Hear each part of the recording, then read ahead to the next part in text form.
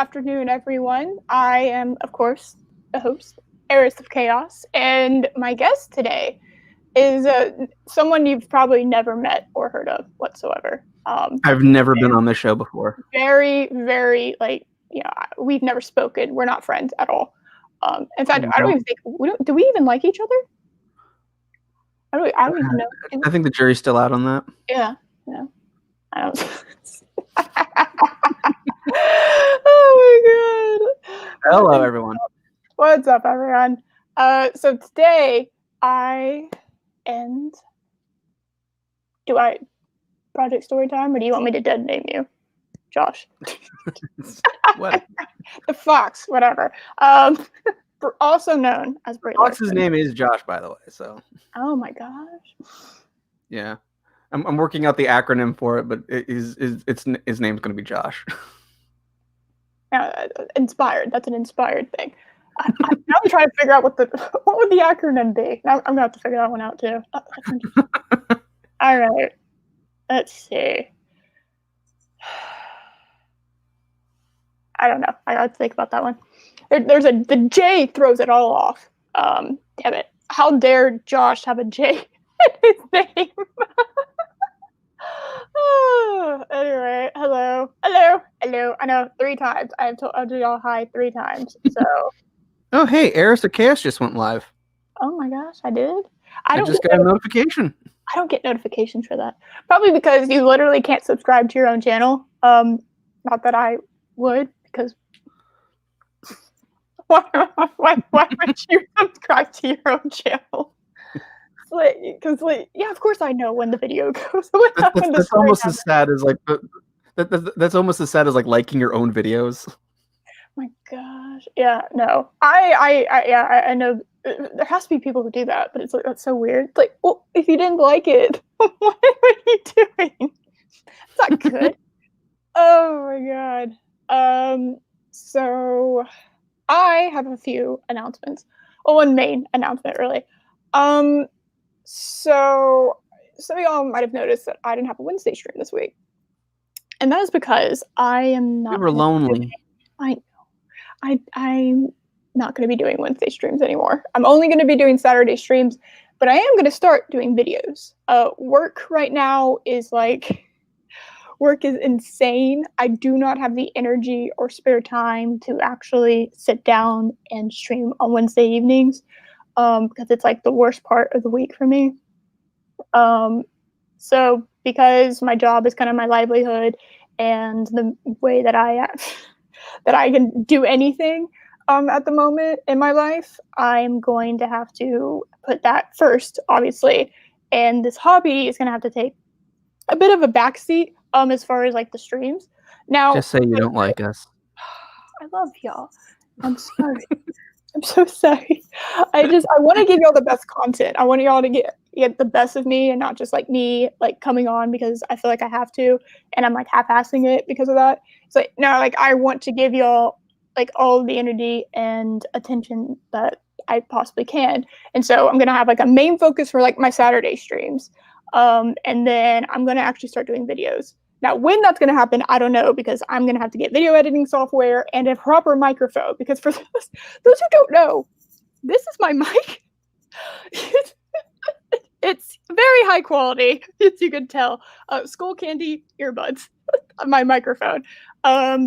So it's I am a little sad. Solid. That, but yeah, I will be doing videos that will be started up. What? So that you won't be streaming, but yeah. So my job does come first, and that because it is my livelihood. Doesn't mean that you're just driving up the demand from.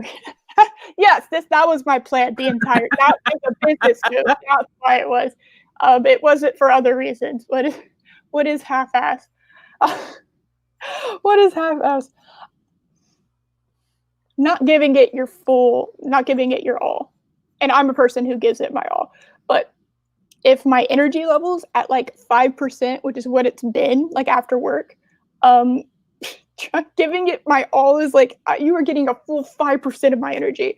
And so y'all deserve more than that. and I don't want to just do something because I have to, because that's not true. There's Crimson. Yeah. What did I say that you should get? You're backstage. That's exactly right. I have a blue snowball mic. Yeah, that's like a very popular one to get, I think. This is just one Great, now we're talking about asses in the chat. Of course, I announce I'm not going to be streaming on Wednesdays, and we go to butt talk in the chat. That's about right. It's good to know the maturity level of your audience. Well done. Excellent job, guys. Actually, I think it is all guys. Is there any women? There's no women. We have no women representation. Oh, yeah, I don't see Purple or Lady Mist in here. Who wants to identify as a woman so we have our diversity? Who wants to do it? Who wants? All right, gentlemen, who wants to do it? Who wants to, for the next like 2 hours, identify as a woman? There we go. Okay, we have it. Never mind, we're good. All right. And he has been in the chat. She's been in the chat. So, damn it, I've already ruined it. Anyway. Oh my god. So yeah, I'm sorry to say that, but hey, and honestly, I'm good at the writing portion, like doing things live. Sometimes I'm not the best at. It's something I am still trying to improve on. Obviously, practice makes perfect. But I have kind of wanted to also try the scripted videos. Basically, oh my goodness. That's Becky's Fox. He's appropriating Becky's Fox. There we go. Oh, look at this. Perfect. Oh my goodness. Okay. I forgot what the hell was. Oh yeah, I'm basically pulling the mauler. That's what I'm doing. There we go. We're just gonna do that. We're just gonna do the occasional video. Whether or not I do it twice a week, I don't know. I haven't quite worked that part out yet. Like I said, I don't even have a proper mic yet, so that's all in the works. But yep, I am going to put now. Evenings with Eric might come back, but my job at the moment is just like it's insane. That's a fox. Did you just? He just assumed your species. Oh my goodness. That's so toxic. Oh my god. Oh my goodness. Speaking of toxic.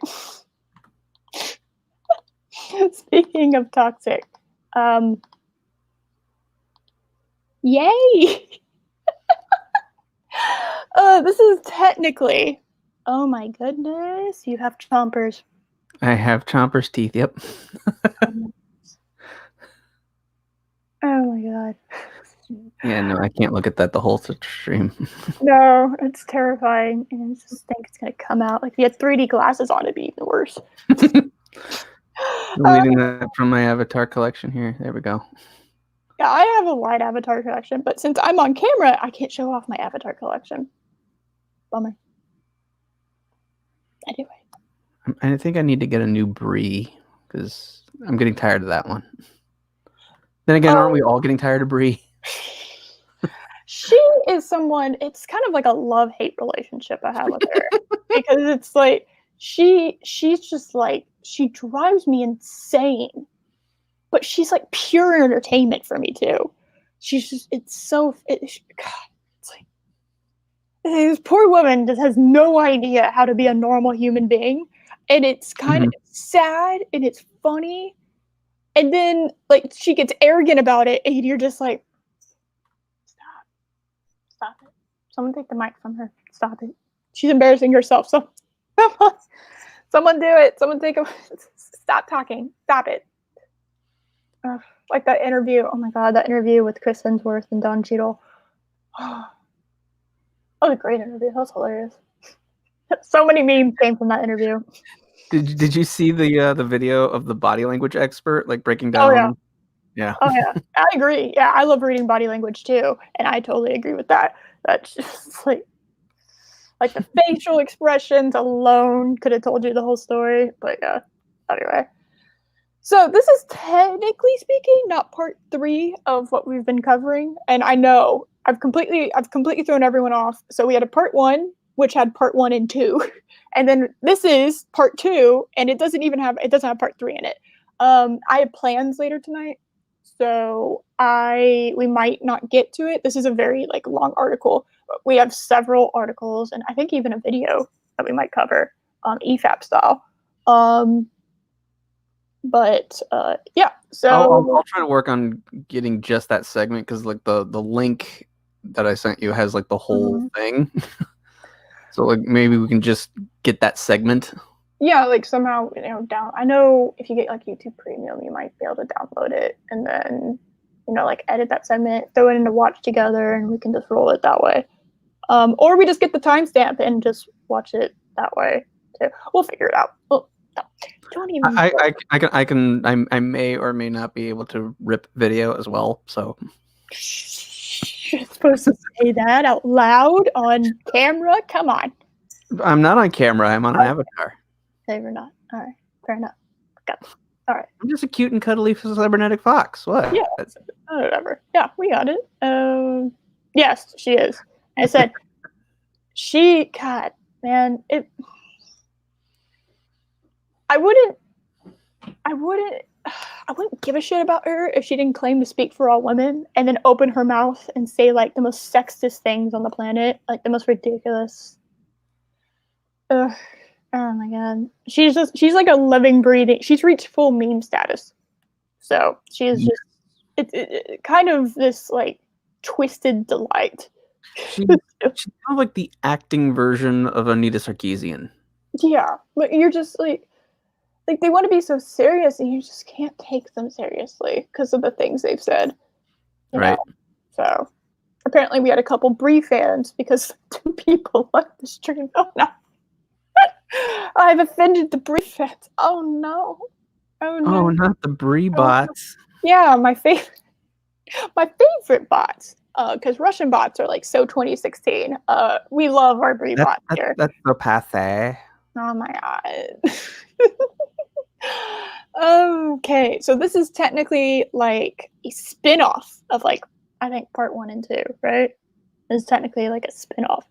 Yes. I think it's the best way to describe it. And then hopefully by the time we do our part 3, we'll actually cover part 3.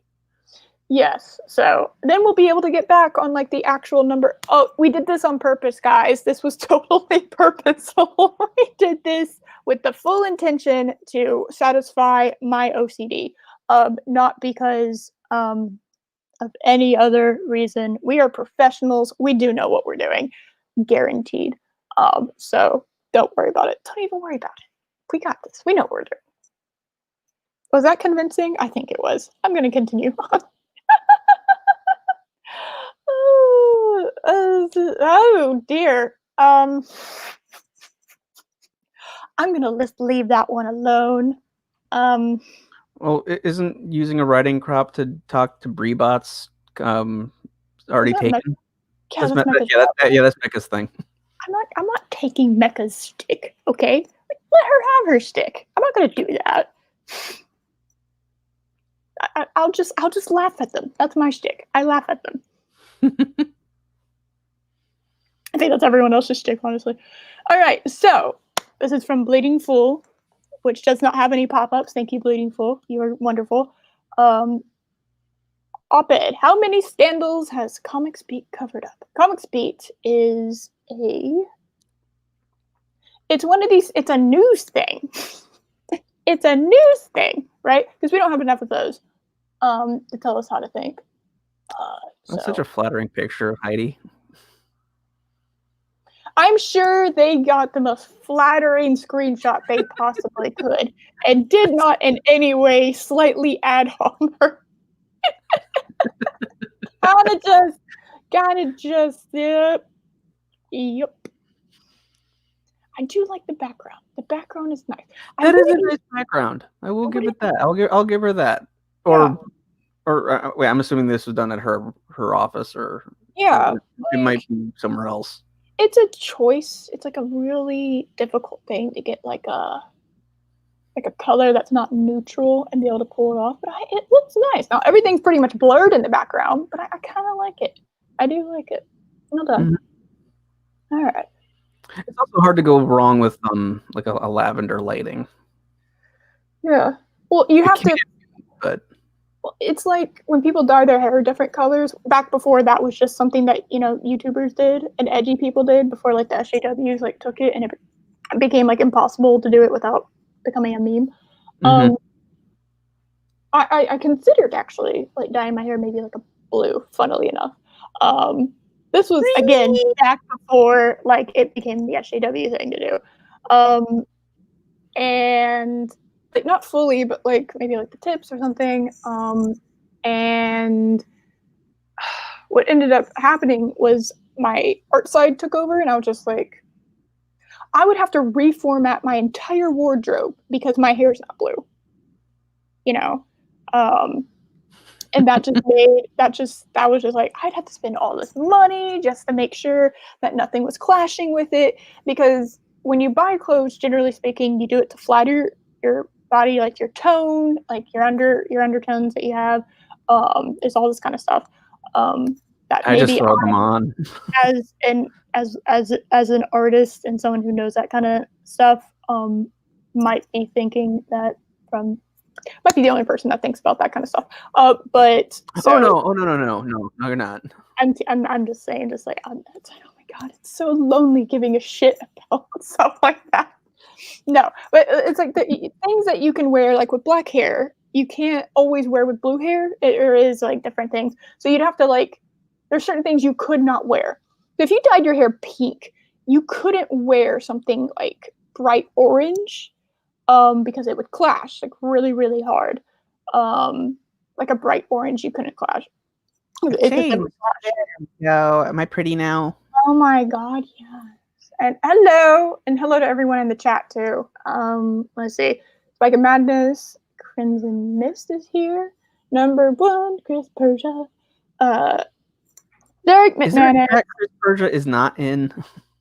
No, he is literally everywhere. There's just clones of Chris everywhere. He's like, Chris is like an army. So he's like, like Agent Smith and in the Matrix, he just becomes like an army because he's like that awesome. And that's how he's everywhere. See, Purple is a vampire. That's how she's everywhere.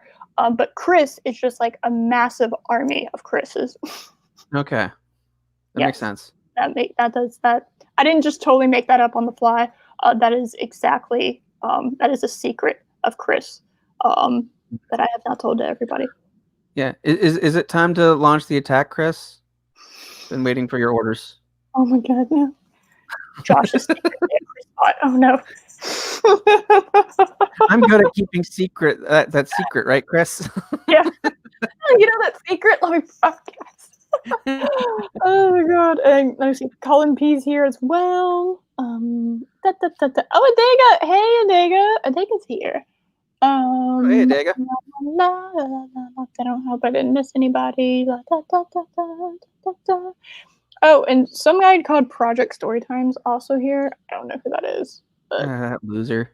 He's toxic, apparently. So, Okay. Oh my God. Okay. All right. Let's do this. Let's jump right into it. That's not copyrighted, I hope. All right.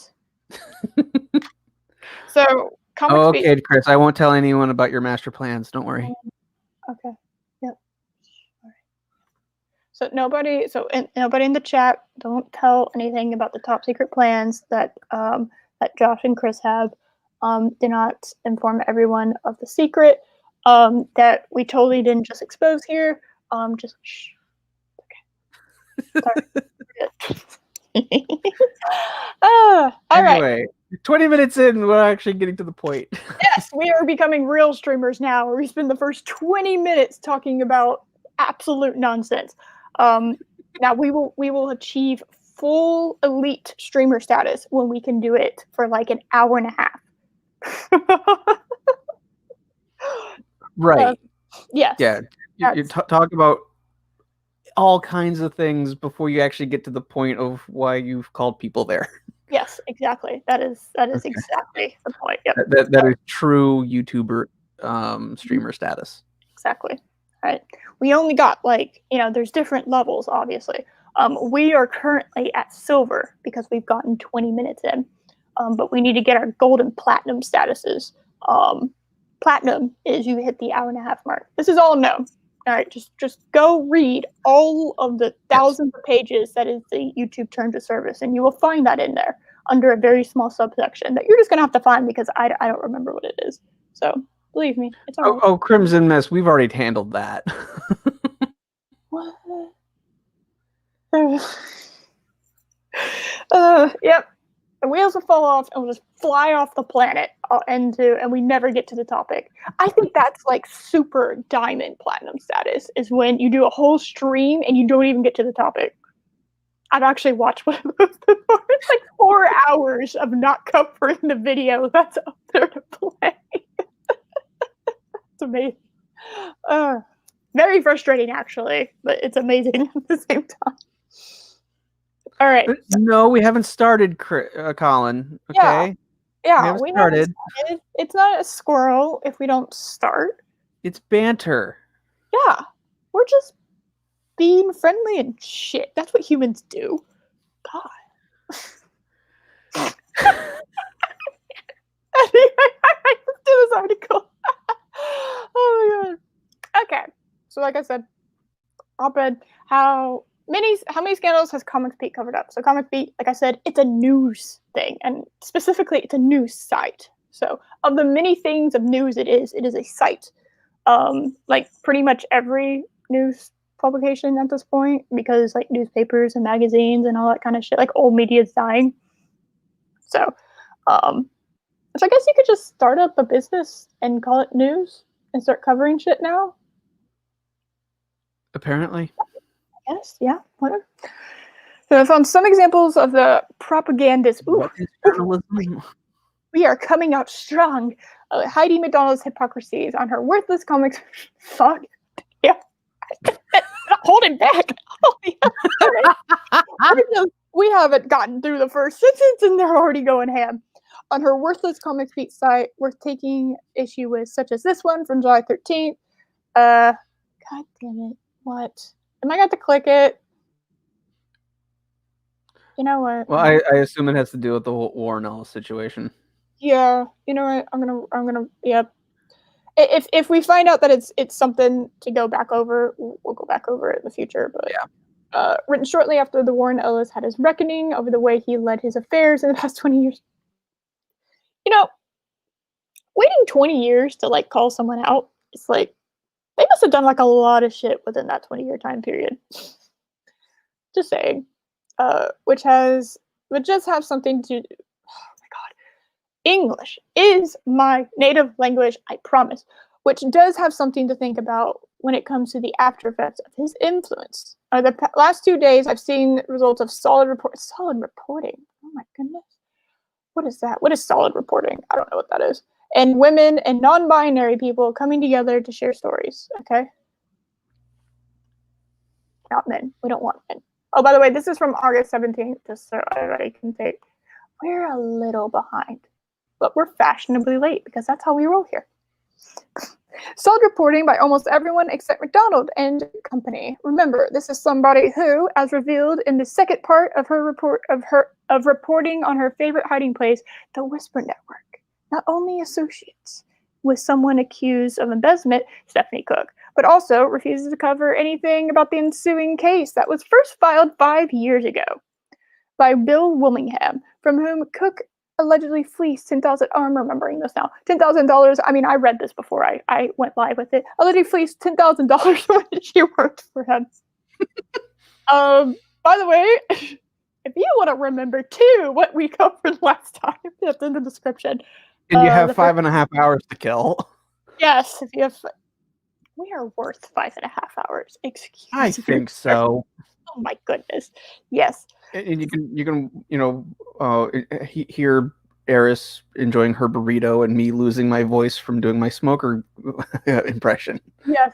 And you can also hear him eat oranges. Yes. I remember that. See, I remember that. Apparently not much anything else. That's very important though. So anyway. Orange Alright. air is bad. Yes, orange hair span, my goodness. Um, let's see. Orange Josh bad. Come on. You're an Are you an orange fox? My goodness. I'm not. Oh my goodness. What'd you do? Oh.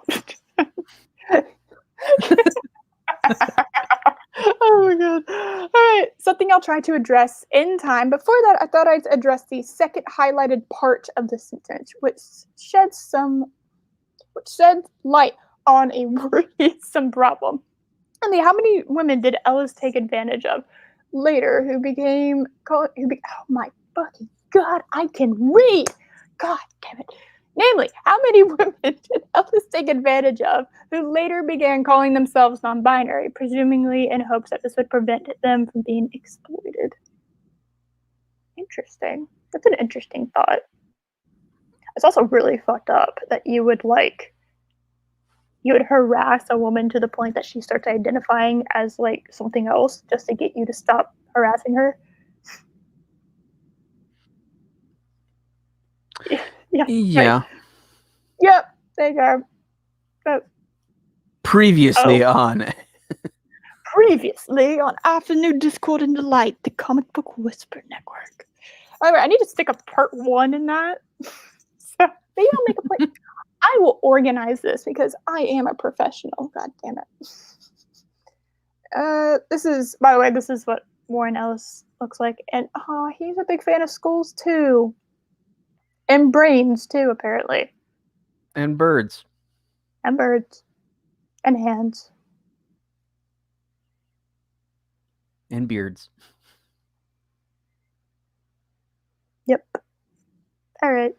I also like skulls, so fun thing that. Do you want to go? Shall we? No, Go. I don't. Do it. Do it now. Read forth. Read forth. Read forth. Right. I'm sticking to it. This is exactly what young Mistress McDonald and company noticeably aren't approaching objectively. No questions asked whether that's a good example they're setting or whether it gives Ellis a chance to laugh at them behind their backs. If he used them like tissue paper when he had affairs, he had no interest in many of them later, and did nothing to help further careers of those who thought he'd help them advance in comicdom.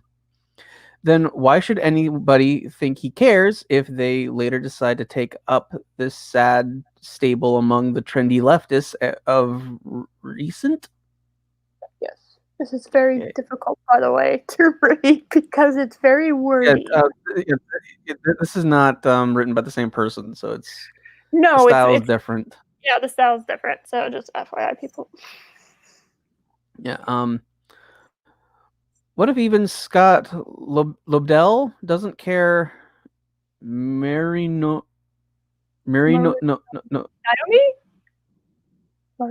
Marinomi, I guess, may have taken up questionable directions of recent when she launched a queer database. Okay.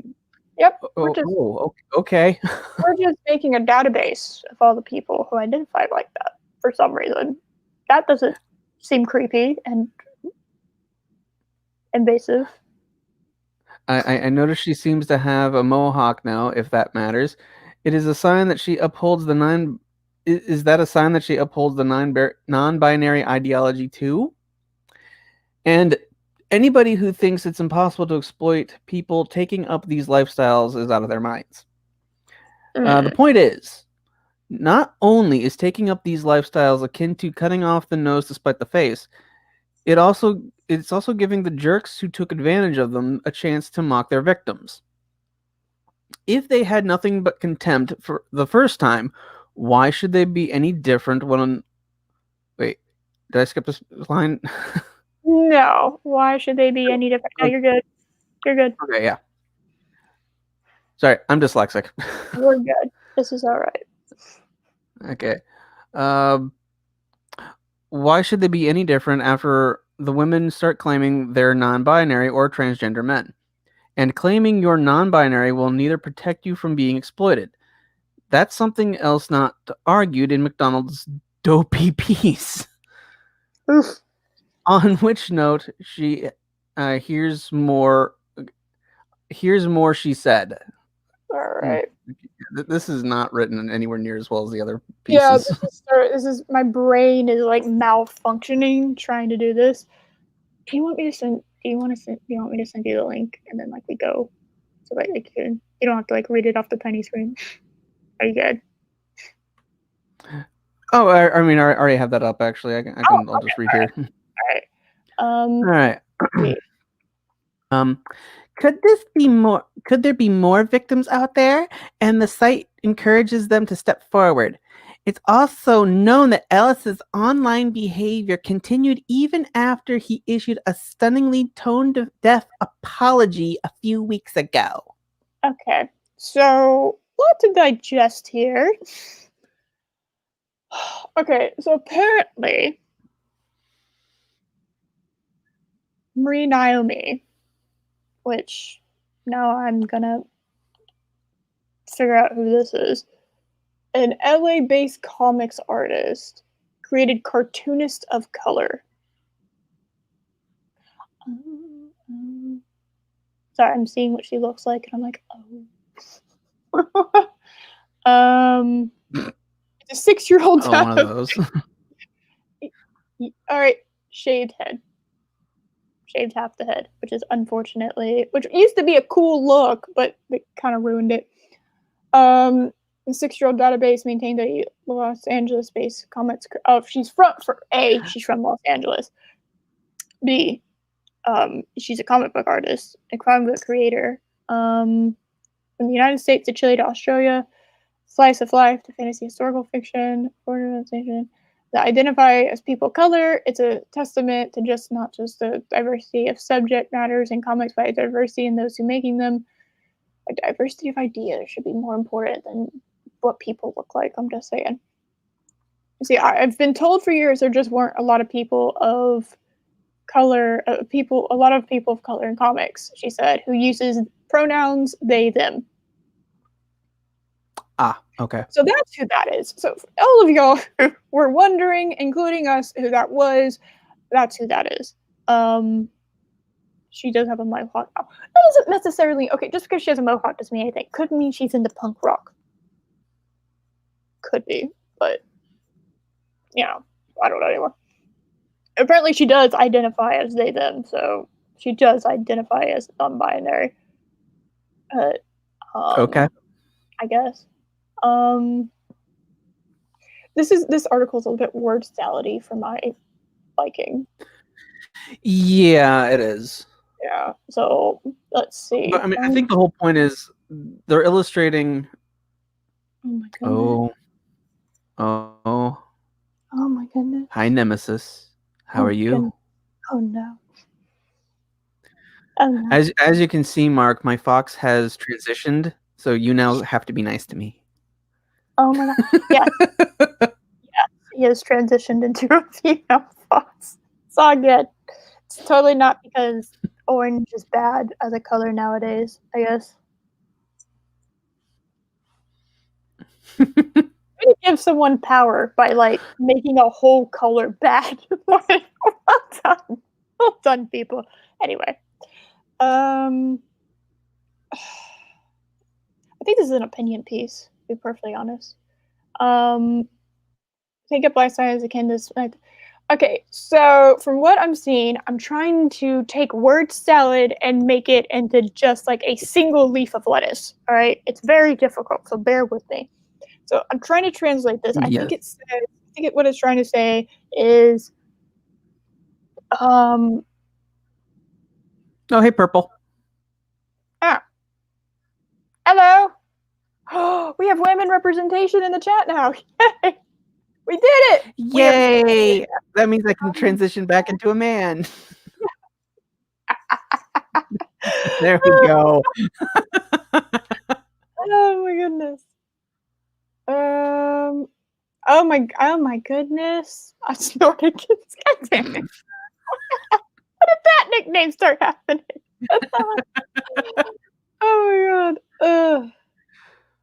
really think Sammy should have that nickname. Yeah, but I don't know. Apparently, I have. Damn it. Naomi is an indie comic. Yeah, Kate Carmen's about herself and the search for who she is. Thank you, Chris. It's been a hot minute since I've popped into Comicsgate. So it's like I swear you missed out like a week on YouTube stuff, and you are like 12 months behind what's happening. Let's see if I can translate this.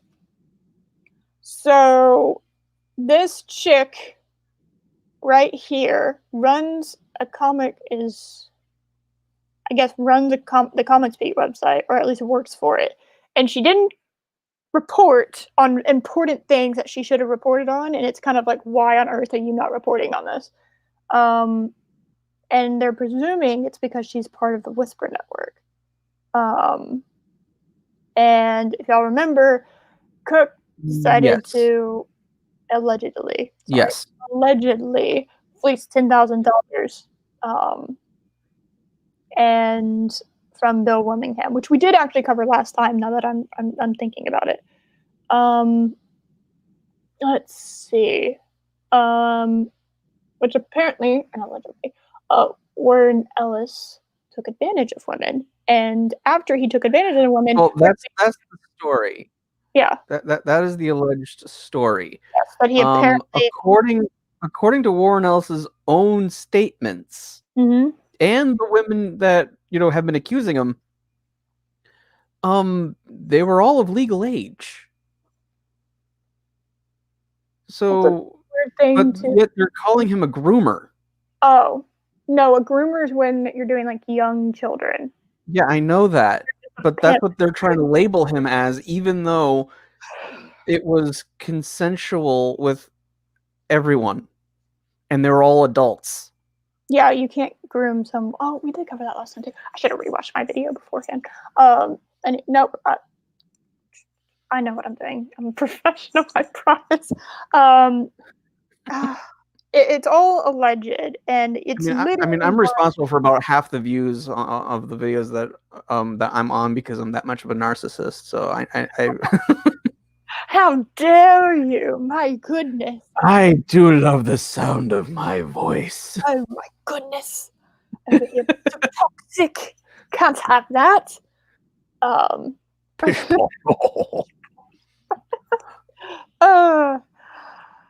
damn it. So you literally can't be grooming someone if they're all adults. Now, if they regretted it, then that's different. You just made a bad call at that time period. But it's an interesting take. Like, did all these women who this guy allegedly took advantage of, feel like a lot of them start identifying as non-binary afterwards? Because that's a bit weird. That's like too much of a pattern that you can't really ignore. It's like, why would they do that? You know what I mean? Like, that doesn't. Oh, he's gone back to beating up Brian Johnson. Oh my goodness. Oh my goodness. Let's see. Brian Johnson's gonna be a bloody pulp. Oh my goodness. He's back to beating up Brian Johnson. Chick is sexist. Oh, me? I would never. Don't you know only men can be sexist? Come on, we all know these things. Yes. Yes, exactly. Yes, that is why I flog myself every day. Oh. But I do agree that claiming that's not. That's getting into something like they're non-binary transgender men. That's really messed up. That people, if it is like that people think that they have to identify as like not a woman in order to make you stop taking advantage of them. That's kind of messed up. That's a messed up implication. But if it was all consensual and now they just regret it, that's not anything but a regret to have in your life. That's not. There's no court that's going to take that and be like.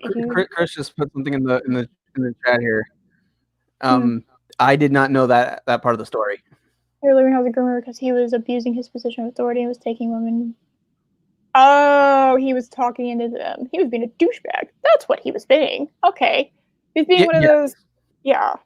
Like, he didn't technically do anything illegal. He just. No, I still wouldn't call him a groomer. I would say No, he that's still not abused grooming. his authority. Yeah, he just abused his authority to get women to be with him. And he manipulated them. He was manipulating them, if that's the case. Um, as far as I'm aware of, that's still like not, it's still kind of alleged, but I don't want to get myself like sued or something. Um, so he was manipulating women, coercing them, and using his power of authority again, allegedly. Uh, that's messed up. That's a douchebag move. Um, that's not okay. Yeah, it is. Yeah, I would. That's still not grooming because like the definition of grooming is not. And Jitsi Lemons, I agree. The third boss is pretty nice. Yeah, I know, right? Fine, bye. There you go. He's making fun of me in the ads that I have. Oh my god! Do you also have beige on your walls? Oh my goodness, it's a conspiracy. Didn't you know I'm just in your house at the moment? Didn't you know that? Well, I mean, how else did you guys draw the same thing with Jim Lee? Yeah, we are in the same place, even though there's no one else here. Oh my gosh, we're doing the force thing, the force telepathy thing. That's what we're doing. That's I mean, you exactly can what. teleport to his place if you wanted, or Yeah, how would that? sure. I guess. Does anyone know how that works? No one does. It's all right. No. I'm starting to realize this is just an opinion piece, so that's kind of annoying. But we are going to do this. God, it's just word salad. My eyes hate this. My eyes literally hate everything that's happening on the screen at the moment. Uh, I don't like Ellis, but why do I get the idea that it's just an attempt to bring down his stature in an inappropriate way? If anything, it's clear that tone deaf or not, an ambiguous meaning at best coming from her. Oh my goodness, she didn't use the right pronoun. The SJW crowd McDonald belongs to won't forgive Ellis. Most interesting is that all this came out a few months after McDonald took part in a Shelf Dust podcast about Ellis's planetary, which he believes led to a renaissance of dark superhero themes. And she thinks it all makes for a tasty, tasty stew. Yep. What is happening? What is happening in this article? What?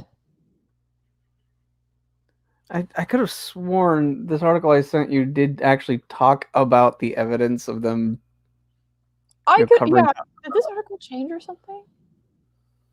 I'm serious. This article, I swear to God, this is not the same article that I glanced over because it is something special. Good God. I'm pretty sure this is the same article I sent you, It is. I'm just like, but I don't remember it being like this. this, my eyes hurt. Do y'all, like, my eyes are hurting right now. I'm going to actually turn down the brightness on my computer. I don't think that's going to help, but like, it hurts. This. Uh, oh. I am sorry, guys. We might actually have to. Are you assuming the color of my walls? Well, there's part gray. This is gray and this is beige. It's supposed to be beige. What? Fuck you. So rude. Holy Jesus. I don't even know if I can read any more of this. This is something. Holy Jesus. This is. Oh God. My eyes. My eyes hate. My eyes hate this. This. I don't even know. What do you think? Do you want to move on to the next article? Yeah, we can do that. Yeah. Yeah, Sorry. this is not really the article I thought it was. Yeah. Me neither. Oh my gosh. All right, so I'm gonna change. I'll keep this article in the description. This was not good, guys. Okay, we're gonna go there. Um.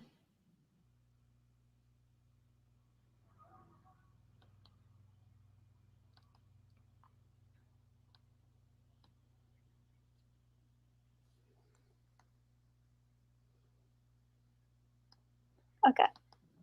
All right. Yeah, not really, Colin. The author hasn't really said anything. Yeah, it's said no. It is. Oh, I thought that said something intelligent. My bad. Why are we arguing now what the color of my walls are? Can we at least agree that my chair is red? Can we, as like a chat in Is here? it red or is it more of a crimson? I'm just gonna turn my camera off. Big rude people. All right. I'm going to skim The this other wall looks really. like a steel gray, actually. Hold on, I think I might have. The other one is something I just figured out. The other one is a lot more broken up. One of the reasons why, if we're having such a hard time, is there's just chunks of text that we're having a hard, and it's very word salady. So, all right, sorry about that, guys. We're going to do this now. You banish thee. Because we're professionals. That's what we're fucking doing. All right. Yeah. At least, hey, at least we're funny. At least we're funny. God, I hope so. Looks more like a cow. God damn it. We're just going to argue about my background. That's all we're going to do. All right. My complete lack of a background. All right. So. This is my last stream in this apartment, so I'm hopefully next time I'm on, I can show off my background in an actual office.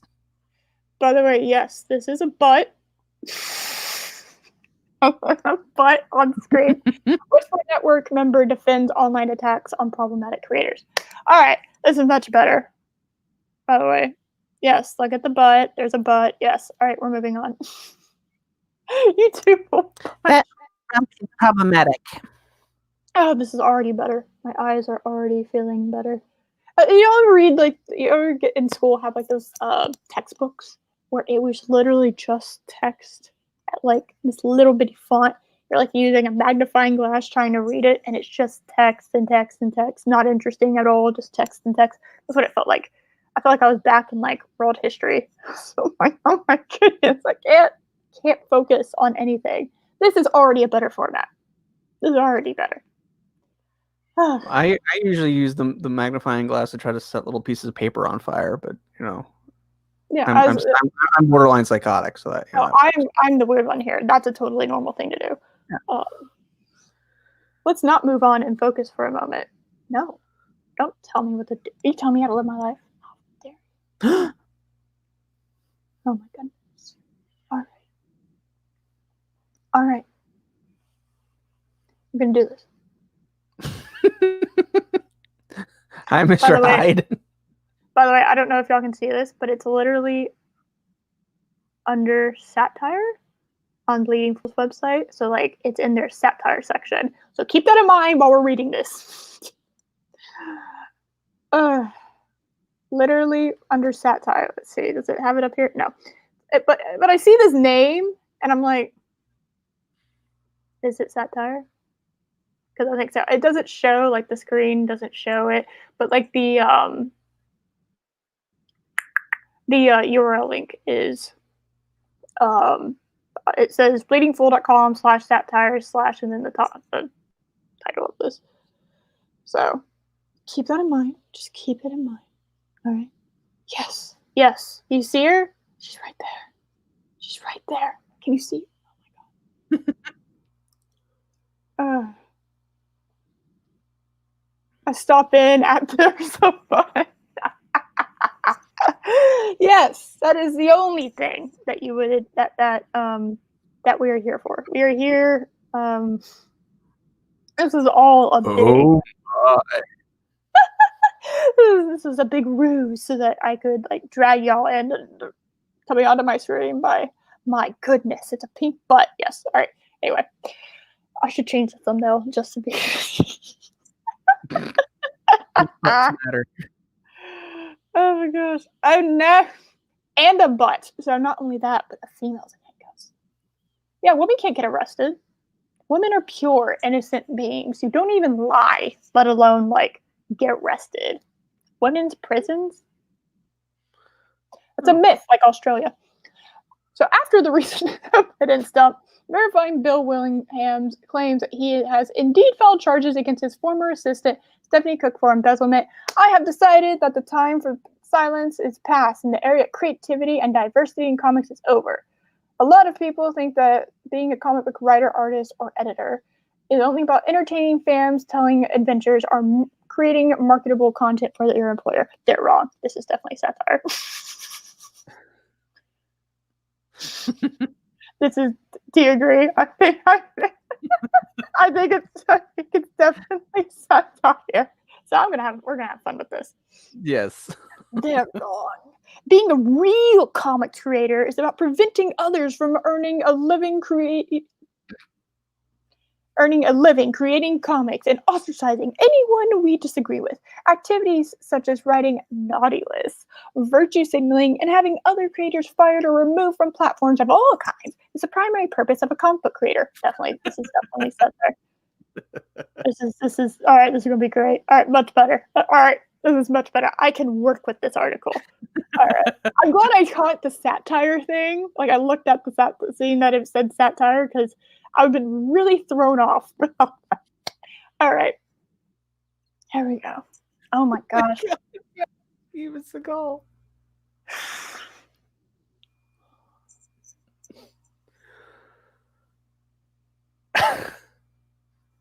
Anyway. All right. Okay. My chat. My God. Would you like? I believe comics are for everyone. There is no excuse for harassment. There is no place for homophobia, transphobia, racism, or misogyny in comics criticism. Also, Mags Visaggio writes better than that entire group on their best day. Yeah, but are you making money? I'm just saying. Yeah, there. And again, Max Visaggio wrote what was the name of the book?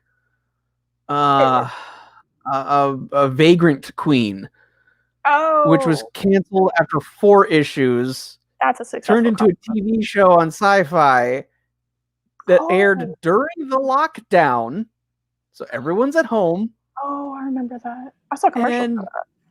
And then it was canceled, and it is literally the lowest rated show in Sci-Fi's history.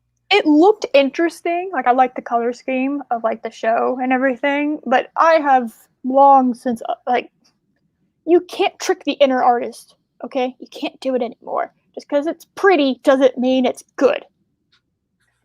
That's right, Steven. The book was called Crap and Canceled. Oh yeah. Oh my goodness. She's the better writer than anyone. Call us crazy witches, but we subscribe to the idea that being a comics creator is about challenging the idea that being a comics creator is about challenging ideas. Damn it. It's about making a category of comics creators that we deem unacceptable, and then lumping our peers and other creators that we disagree with into that unacceptable category. I and my cancel culture friends represent a growing number of creators who valiantly strive to erase all creators whose values, philosophies, and politics are not in direct alignment with Walt Disney's marketing department, Joe Biden's re-election campaign, or the Chinese Communist Party propaganda.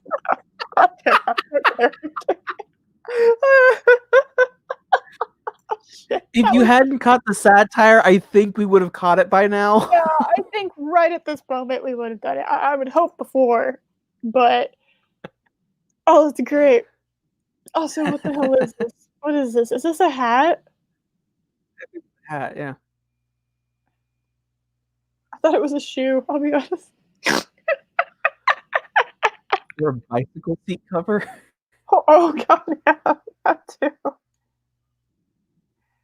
China does art the right way, provided by I'm getting, it's like this stream is going to get nuked to oblivion. China does art the right way, approved by a committee of fascists, and real comics creativity is about supporting political agendas, propaganda, if you will.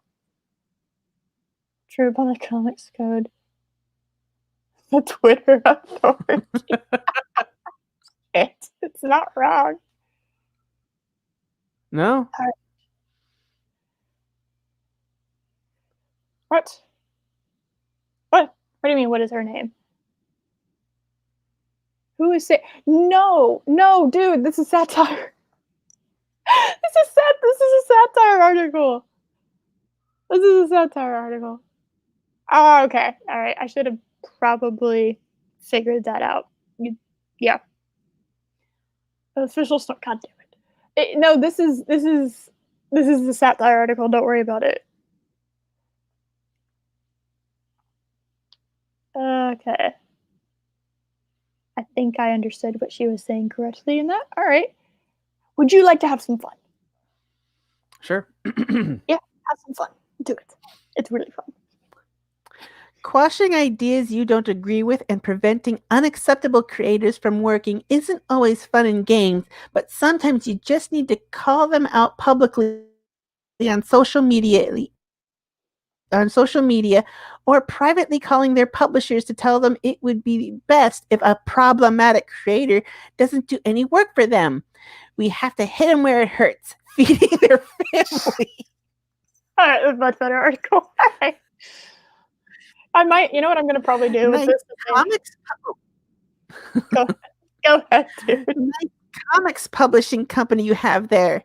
It'd be a shame if anything happened to it.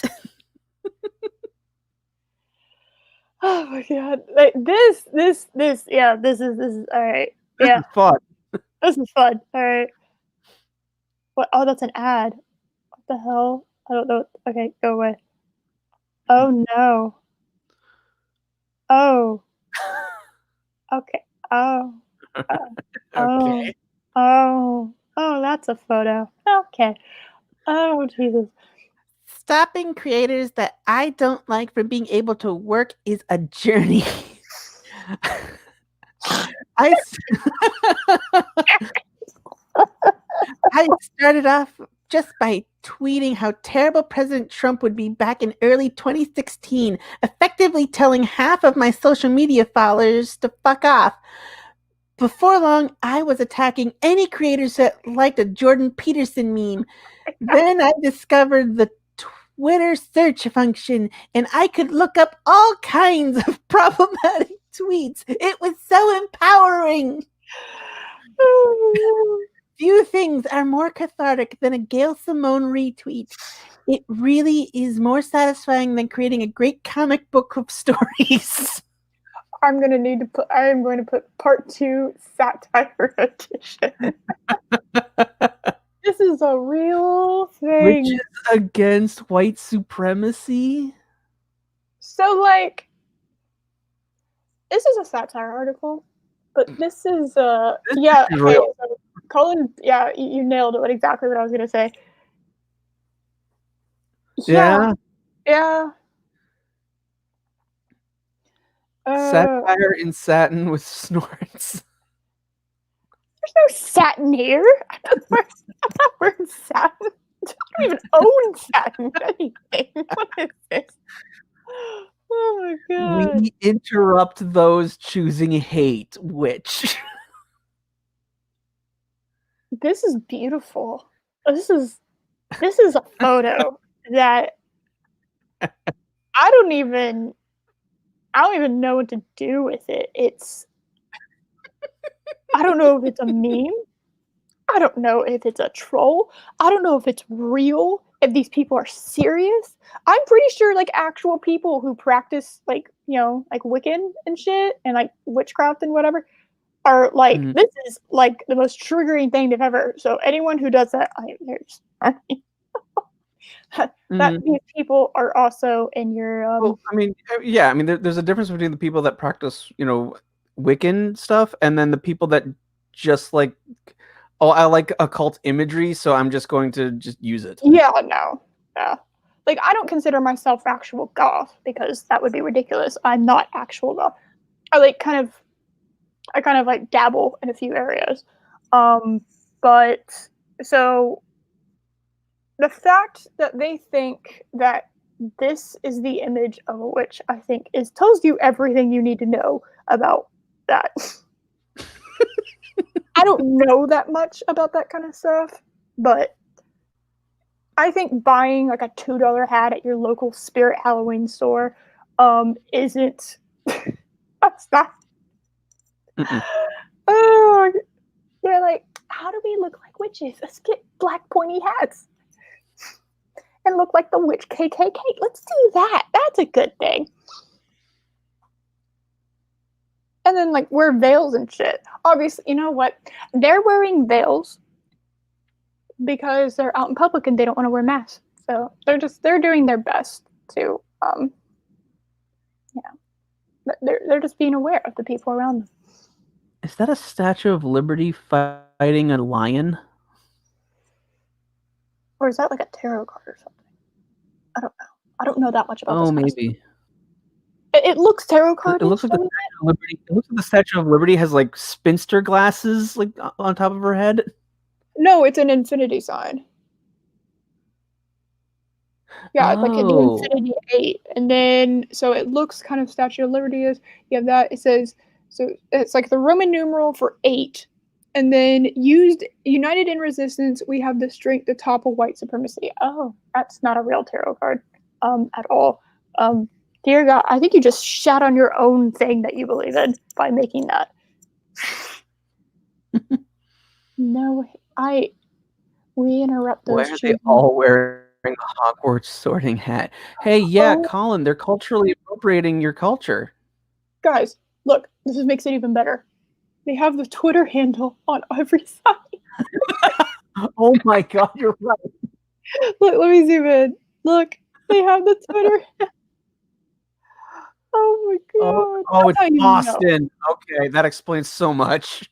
That's how you know it's legit, because they put their damn Twitter hand. Okay, let's see if I can. There we go. It's actually fit perfectly. I should expect this in Boston. Fake witches are huge up there since they're not far from Salem.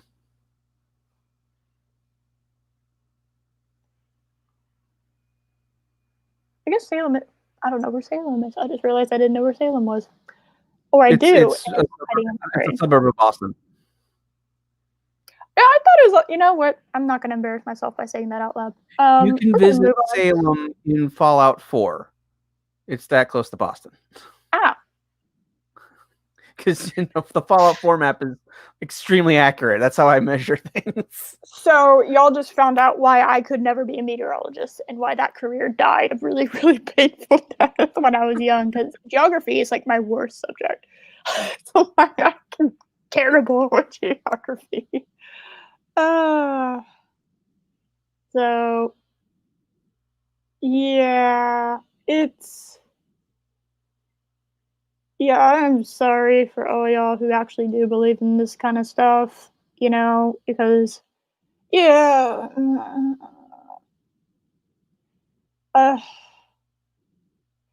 Yep. Anyway, that's a thing. That's taking years off my life, I think. All right. I encourage all my Twitter followers and allies to be part of the solution by examining the timeline of all cis white male comic book alumni, looking for anything you can possibly use to shame them and call them out on such pro-American ideals, conservative values, right-wing memes. We got to get those memes. Faith-based comments, or really just any independent thoughts that don't align with the Democratic Party platform. This is brilliant. God damn it. Ugh. Sometimes just scrubbing through the likes section of their timeline can turn up a wealth of weak arguments you can use a dogpile on them and force them off their platform. Mockingbird is canceled, but we need to make sure Marvel makes room for more titles by women about women kicking ass because there has never been a man who can write a badass female ever. Don't look it up. But Just believe Kelsey, me. your book was canceled, so you're not kicking ass. Yeah, listen, and believe me. That no man can ever write a badass woman. Only women can do this. Ever. Down in the history of forever. You know what's sad is I know this is how people think. You know? And you go so far off the map, right? So you have people who are like moderate Democrats considered to conservative now because of how far off the deep end we've gone into. It's sad. It's really kind of just like, It is. see, I'm a centrist. I don't talk about politics, but I am enlightened centrist. And if anybody gets that reference, comment. You got to comment to me. But it's like, because I agree with neither and both, depending on what the issue is. So I know. Oh my gosh, I'm not. Goodness. But it's how toxic it be. It's, it's just irritating to see like our country so divided. So fucking irritating. Mm-hmm. This is the most important election ever, and even when we can't attack Scott Snyder, I love that. What? Because I honestly have heard this is the most important election, and I hear that every single election. Yeah, it's like it doesn't matter. Like, doesn't matter. It really doesn't. Let's see. Possibly.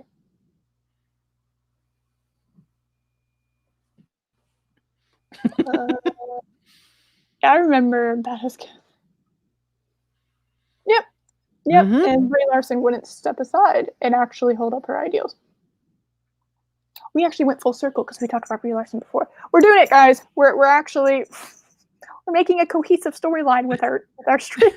There is a point to the show. Yes, excellent. And even when I can't attack Scott Snyder, Jay Lee, or Sean Gordon Murphy for wrong thing, I can always fire off another tweet storm about how terrible President Trump is, and effectively tell half my followers to fuck off. Marvel and DC don't seem to mind, and Dan Slott, Mark Wade, and Nick Spencer. I almost said something else that ended in Spencer. I'll usually retweet it with glee. Besides, have you seen the weak simps in charge of editing over there? Jim Lee. Oh, shit. Oh, Jim Lee. Jim Lee and C.B. Kabolsky. Yes, Kabolsky. Well, Jim Lee can't really focus on editing. He's too focused on trying to escape the basement. Yeah, he's trying to escape the basement. Oh my goodness.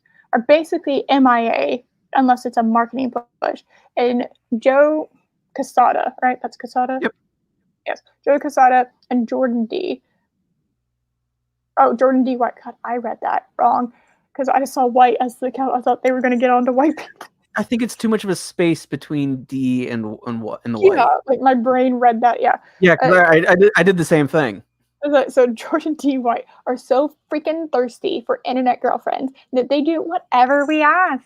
The truth is that no one at either publisher has any idea how much longer their jobs will last after this week's DC bloodbath. We got them scared shitless. This article was written near the time that it was written right after DC laid off like 40% of its staff. Yeah, DC like nuked like half their people. Bye. All right. Okay, bring in the soy now. Bring it to do it. Marvel's primary goal is to sell comics and make money. There are other goals, of course, but they are all subordinate to that one ultimately. Even the picture just screams, "I want my soy latte." Oh my goodness! And for those who don't know, just look up EBS's Soy Boy sketch. It has never failed. It has not. It's no, it hasn't. That's the frightening part. Crazy. Time's up. Hello? Am I still on? Yes, you're good. It Okay, just yeah. roboted real hard. It's all good. We're good. Keep going. Yeah. I don't know what was going on. My Jim internet's so Lee, new. Jim Lee was trying to take over and reach out, say help.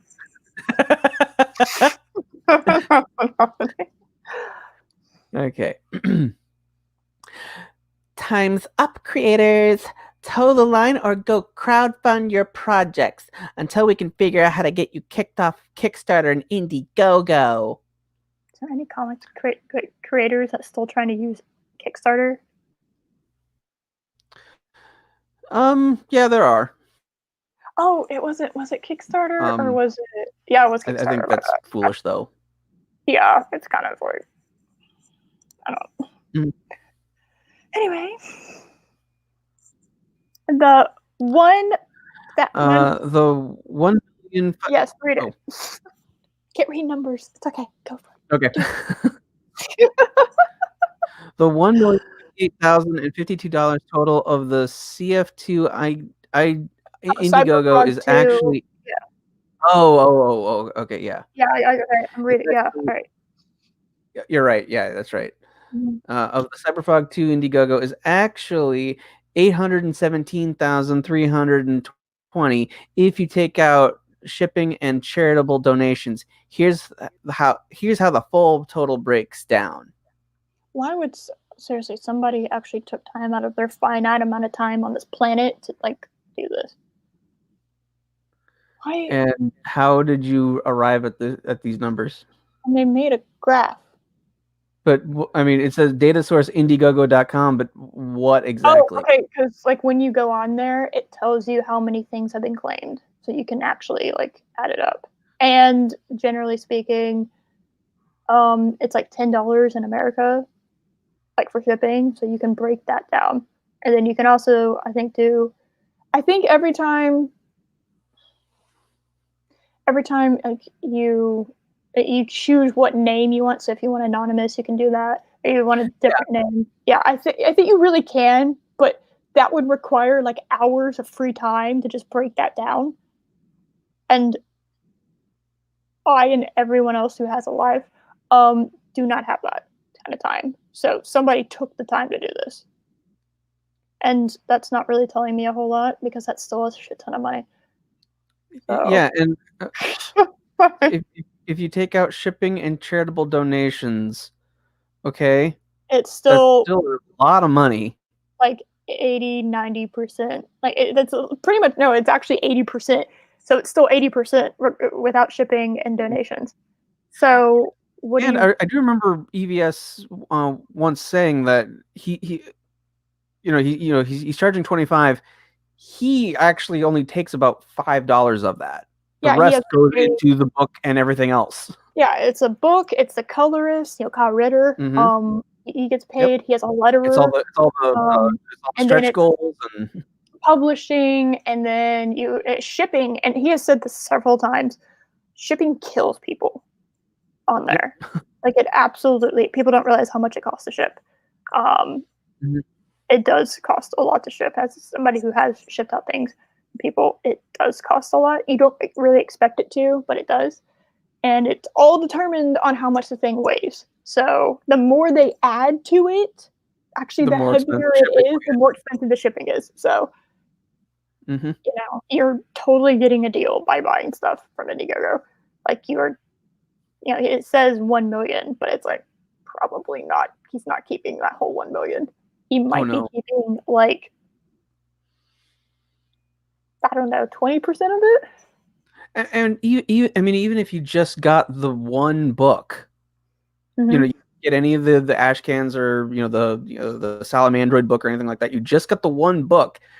You're getting another comic book. You're getting the keychain. You're getting several stickers. You're getting the Cyber Frog toy. Mm-hmm. It's like he's throwing in a lot of goodies. Yeah, it's not. Like if you went to a comic shop and bought all that stuff, it would cost more than $25. Yeah, like when the graveyard shifts that I got for the second one, it came. What I got is I got basically like the blood bag, which is like huge, or grave shards gift gear, which was like one of the higher tiers. But what I got from that is I got like 4 books. I got a T-shirt, which I should have worn today. Damn it. Next time I will do that because I said that last time. I have to do that this next time. And I got like so many other things. I got a sketch. And all of them are everything's signed. Stuff that's like, this will be worth so much more money. Like so much more money if I ever decide to sell it. But I absolutely love the story and I love the art, so I'm not going to sell it. But its worth is so much more than the price that you initially pay. So it makes it totally worth it. Yeah, so I'm actually more blown away by the fact that somebody took time to do this and then thought that, got him. Oh, sorry, that's a picture. Got him 80%. He got 80% of that, not including shipping and charitable donations. If it was like 20%, then you might have something. But it's 80%, and you just look like an idiot. He made a graph. Yeah, it costs money to ship things. Yeah, it does. Point.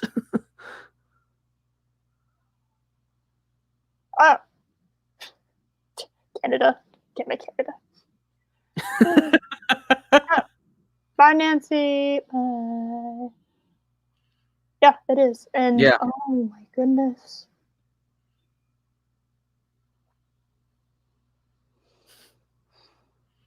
So toxic. My God. Again, I don't really understand the point. Satire inspired by Penny Parker's great work. Yep, there we go. There we go. We finally made it. We're publicly accepted. Oh, look. There we go. Oh, hi, Nick. Hi. This is, by the way, this is the thing I think that we were talking about doing. Right? Mm-hmm. Yeah, because I recognize the thumbnail. So, here you go. Oh my gosh. He gave us the timestamp. Yay! Nice. We're not going to do that today. But no, I don't have time. My goodness. Do we actually have time to cover the next one? The next article? Maybe. Oh my goodness. Guys, we're doing it. We thought we were only going to get through 2, but we got bored through the first one. The second one was hilarious. That was a welcome break. That was good. That made me feel much better. Yeah, but so next time we can actually spend the whole time covering Nick going over the Stephanie Cook issue. Yeah, because I would really like to see that. Yeah, because I really want to know what everything, what are the legal ramifications of what's going on with that. Yes, exactly. All right, so I'm looking at the third article that we have here. And it's kind of long, but it's also, there's like a lot of pictures and shit. So I think we can do this. All right. It's a Whisper Network's Decampy. I think I did that right. And Cook's hatred of men rivals their hatred for classics.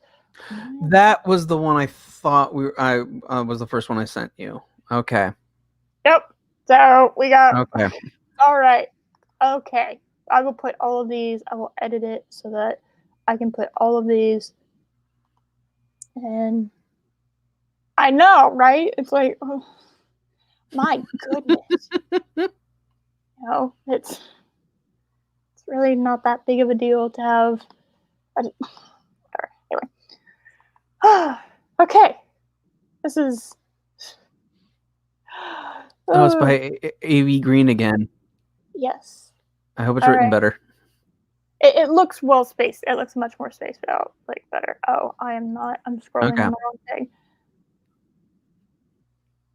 The article that she did last, it just looked like, when you're writing a paper, and there's a limit, and you just start substituting words out to make it longer. Mm-hmm. That's what that article felt like. It's like, okay. It's been about a month since she wrote that last one, and we're back on this one. So let's hope to God that she didn't go full word salad, because that really did actually hurt my eyes. I'm not kidding. All right, Whisper Networks, the Campion Cooks, hatred of men rivals their hatred for classics. Good lord. Ah. Ah. Oh, Ah. okay then. Um.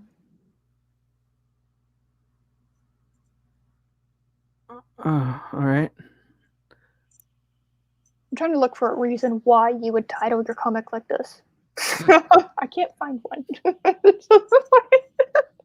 It's awful. This is awful. The art doesn't look horrible though. I mean, it's not great. I give it a C minus.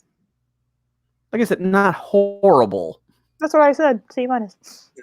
Yeah. No, horrible would be I failed. They have fucker fail that fucker. Or like that Nubia art we saw last week. Oh, that breaks the scale because it's so where bad. it was like, oh, that's terrible. That hurt my heart. This is kind of stylistic. Yes. You know what? I'll give you a C. I'll give it a C. You know, it's awful. This is really bad. But the title makes it hard to like give it anything even remotely higher. Yes. But because it's like, and obviously I don't have a problem with swearing. Fuck no. But yeah, exactly. Fuck yeah, exactly. I don't have a problem with swearing. What I do have a problem with is this on your title. Yeah. It again, I don't have an issue with swearing, but when it's in the title, it shows a lack of maturity. Yeah, you're just doing it for shock value. Really yes. And the top half of this comic is a lot better than the bottom half. It feels like they started at the top and then like stopped giving a shit. Like, yeah, like her torso just kind of like curves inward at the end. Like, oh my goodness, I didn't even realize that was her torso. Yep. Yeah, that's her. That's the Dracula figure, I guess, or one of the maidens, or whatever it is. But yeah, she's usually like just sticking her entire upper body out. Yeah, they stopped giving a shit about halfway through there. She's presenting. Which I'm the girl. Newsarama interviewed a woman who's been the subject of much controversy. I can't imagine why. Did her involvement in troublemaking movements like the Whisper Network about a new graphic novel she penned as at Image called Dracula, Motherfucker, as if we really needed more mishmash emphasizing profanity and as much as jarring violence. What? Any more mishmash emphasize? Oh my god, she's doing it again. She's doing the thing, but at least it's not giant paragraphs. Okay. It sounds like it could be concocted as male bashing metaphors. What? The theme of powerful men and the deep exploitation of horror they've undertaken. What? Campy spoke with Newsarama ahead of the book's launch about her and Henderson's take on Dracula, the theme of a powerful man in society, and the deeper exploration of horror they've undertaken.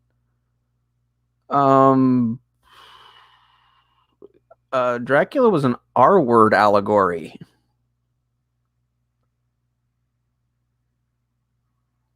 Yeah. Bram Stoker wrote it as a allegory for sexual assault.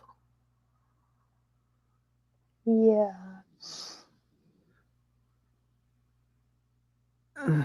Okay. Nothing like hearing that something that totally stood for what you're now trying to advocate it stands for. You know, like the X-Men. X-Men. Good question, Chris. Is this a serious article or satire? No, this is serious, apparently. Because it's not in the satire section, it's in the blog section. So this is an opinion piece. But the satire article was my favorite so far. Okay. As if we really need more mention. There is nothing wrong with profanity. But there's a time and a place for it. Yes. And there's also nothing wrong with having violence in your comic books. It depends on how you write it. right?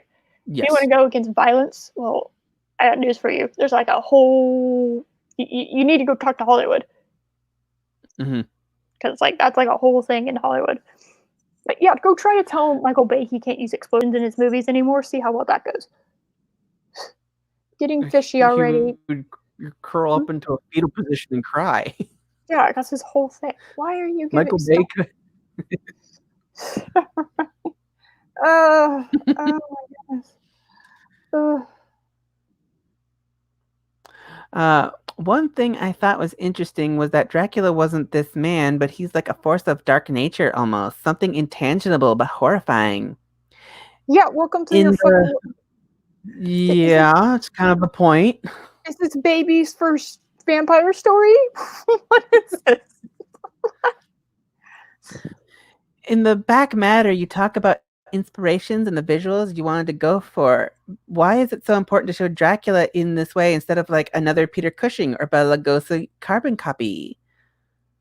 All right, I got it.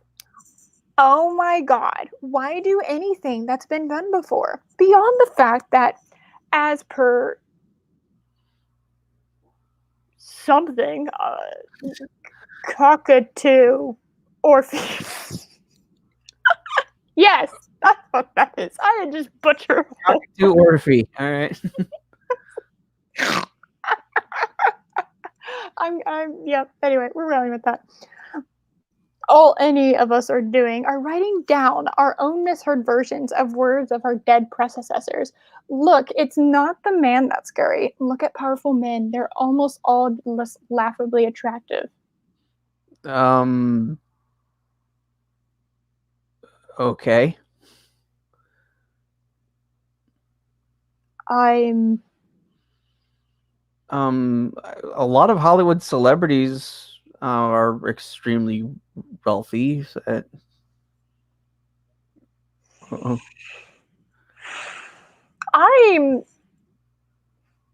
why do anything that's been done before?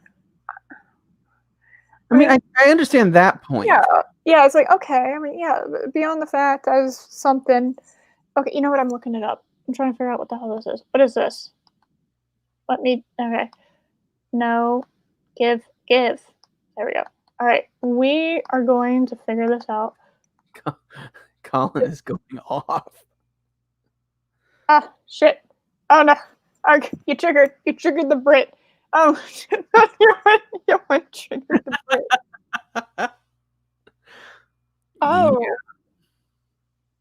It's a French. Orpheus is a. Fuck. What?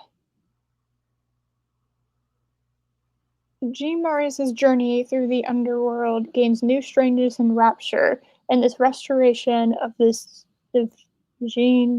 John's 1950 Orpheus. Oh, it's a retelling. So what that is a retelling of the Orpheus myth.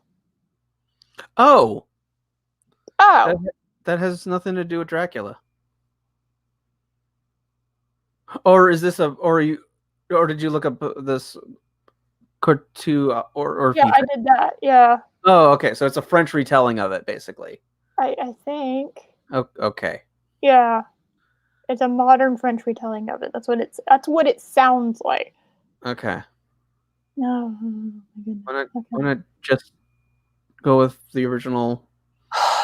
Yeah. Okay, that's not pretentious art talk. That's when you want to sound like the smartest person in the room. Yeah. So you whip out your art reference, and because no one has any idea what you're talking about, you're like, I am so high class because I just did this thing. It's like, no. Beyond the fact, all any of us are doing are writing down our own misheard versions of the words of our dead predecessors.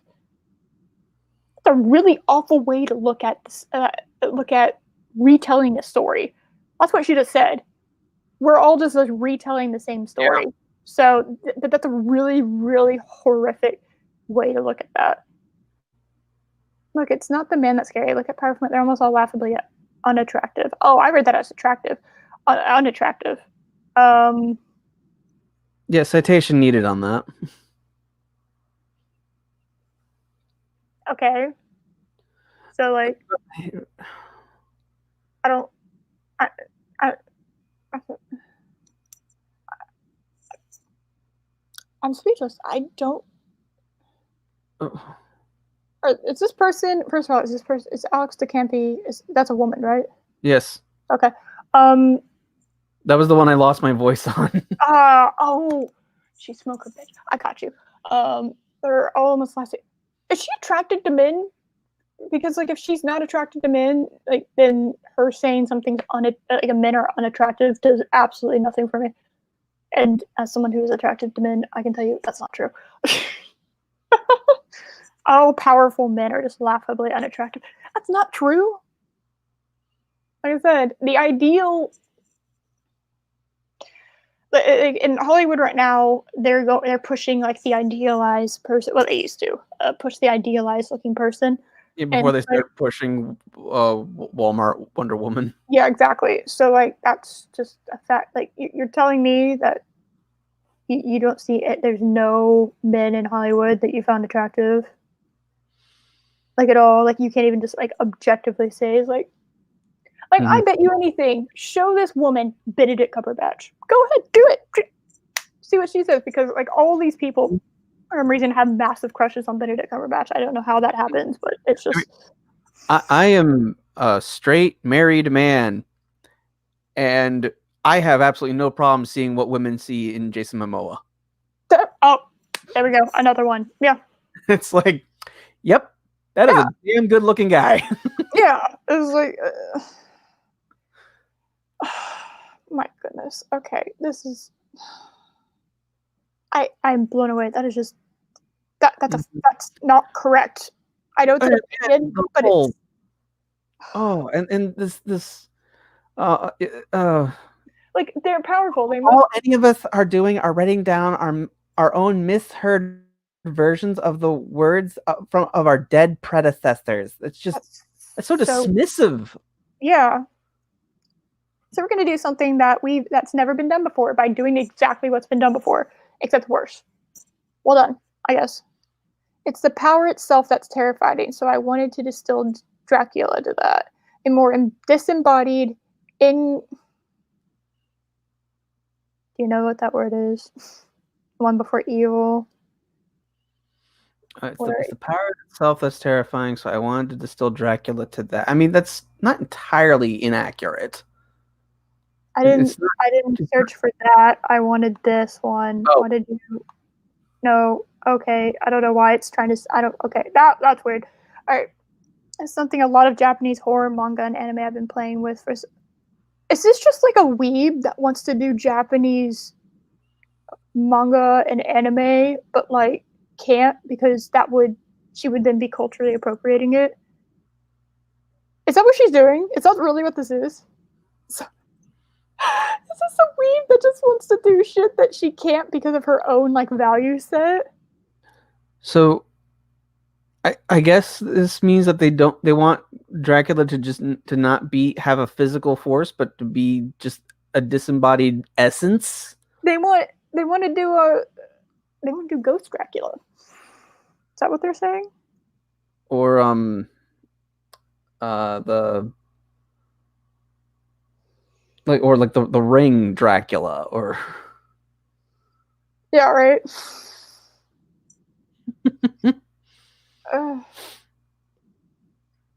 I don't,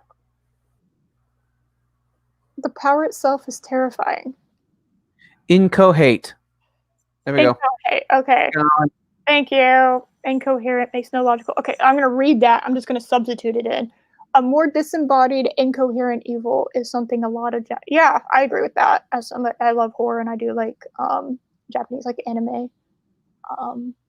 I've played with very successfully, and it felt right to do this.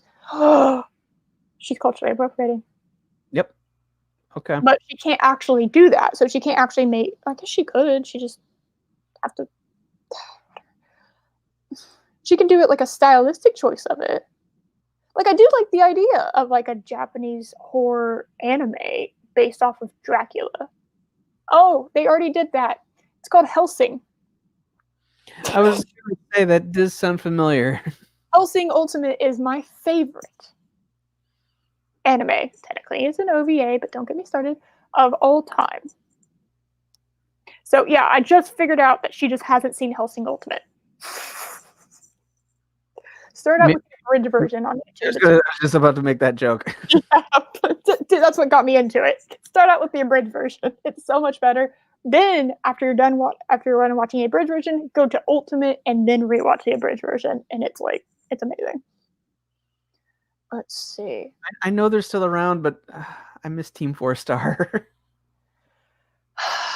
Yeah, they stopped doing their Dragon Ball Z abridged because they lost passion for it, which I understand losing passion for it. They were doing it for a long time. I get it, but at the same they weren't even to the Boo saga yet. I think they were in the middle of Cell, and it was just they finished Cell. They did finish Cell. Oh, they did? Okay. They finished Cell, but they ended there, which I believe Toriyama originally wanted to end after Cell. Mm-hmm. Well, actually, I went to San Japan one year, and Team 4-Star were there. Oh, okay. Yeah, so they're pretty chill. Yeah, they're pretty chill. They're chill people. I didn't get any autographs or anything, but it was just yeah, they're very chill people. And it was just, it was pretty cool. They were just sitting there, just kind of laughing, just kind of hanging out, kind of like nobody was coming up to their booth. That was heartbreaking. It's Team 4-Star. Come on. It's like y'all basically their Hellsing Abridged got me into anime. That was my first introduction to anime, was Hellsing Abridged. I never got into Pokemon or anything like that. And that was my introduction to anime. So I started watching Dragon Ball because I really enjoyed Dragon Ball Z, or Dragon Ball Z Abridged. So and then the whole Vic thing happened, and I stopped watching. That's a whole other matter. I had just gotten into Dragon Ball when that thing happened. Just gotten into it. I actually went to go see Dragon Ball Super Broly in theaters. Right when that was starting to go down. Okay. Yeah. That was insane. That was an insane thing to watch in theaters. Let's see. Yeah. Anyway, yeah, okay. I'm sure a lot of manga... If I have any Japanese viewers, I am so sorry, could do a story like this far more successfully than she ever could. Yeah, no, they've already done it. I believe that was right, mangakas. Mangakas? Okay. Probably she makes no distinction between which powerful man... Maybe. I have no idea. I'm sure Colin will actually help me out with that. He seems to be the good pronunciation guy in the chat. Distinction between knowledge, Colin. Oh my goodness, yes. Let's see. Probably she makes no distinction between which powerful men are good and bad, whether it's a decent businessman like Sheldon Adelson or a reprehensible one like George Soros. What's funny is that often it's a man who takes out the wallet to pay for what a left-wing shot fired left-wing feminist wants. Yet DeCampi's reply to the interviewer suggests she remains... I am not... This is not a day to feel smart for this. Ingrate. Oh my goodness, stop. Ingrate. Okay. Ingrate. We'll do. All right. Let's talk about Quincy Harker, because the name in Stoker's novel, he mentioned in a note at the end. Come on, wake up. Oh, good. Got this. He's mentioned in a note at the end being Jonathan and Mina's son. He's named after all 4 members of the Dracula hunting party, and we're never really sure of his fate.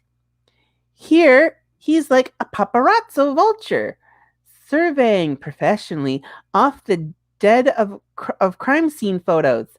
You mentioned it's more of a riff than anything, but just like Jonathan, he stumbles upon vampires while essentially on the job. What would you say they also had in common? Maybe their biggest differences?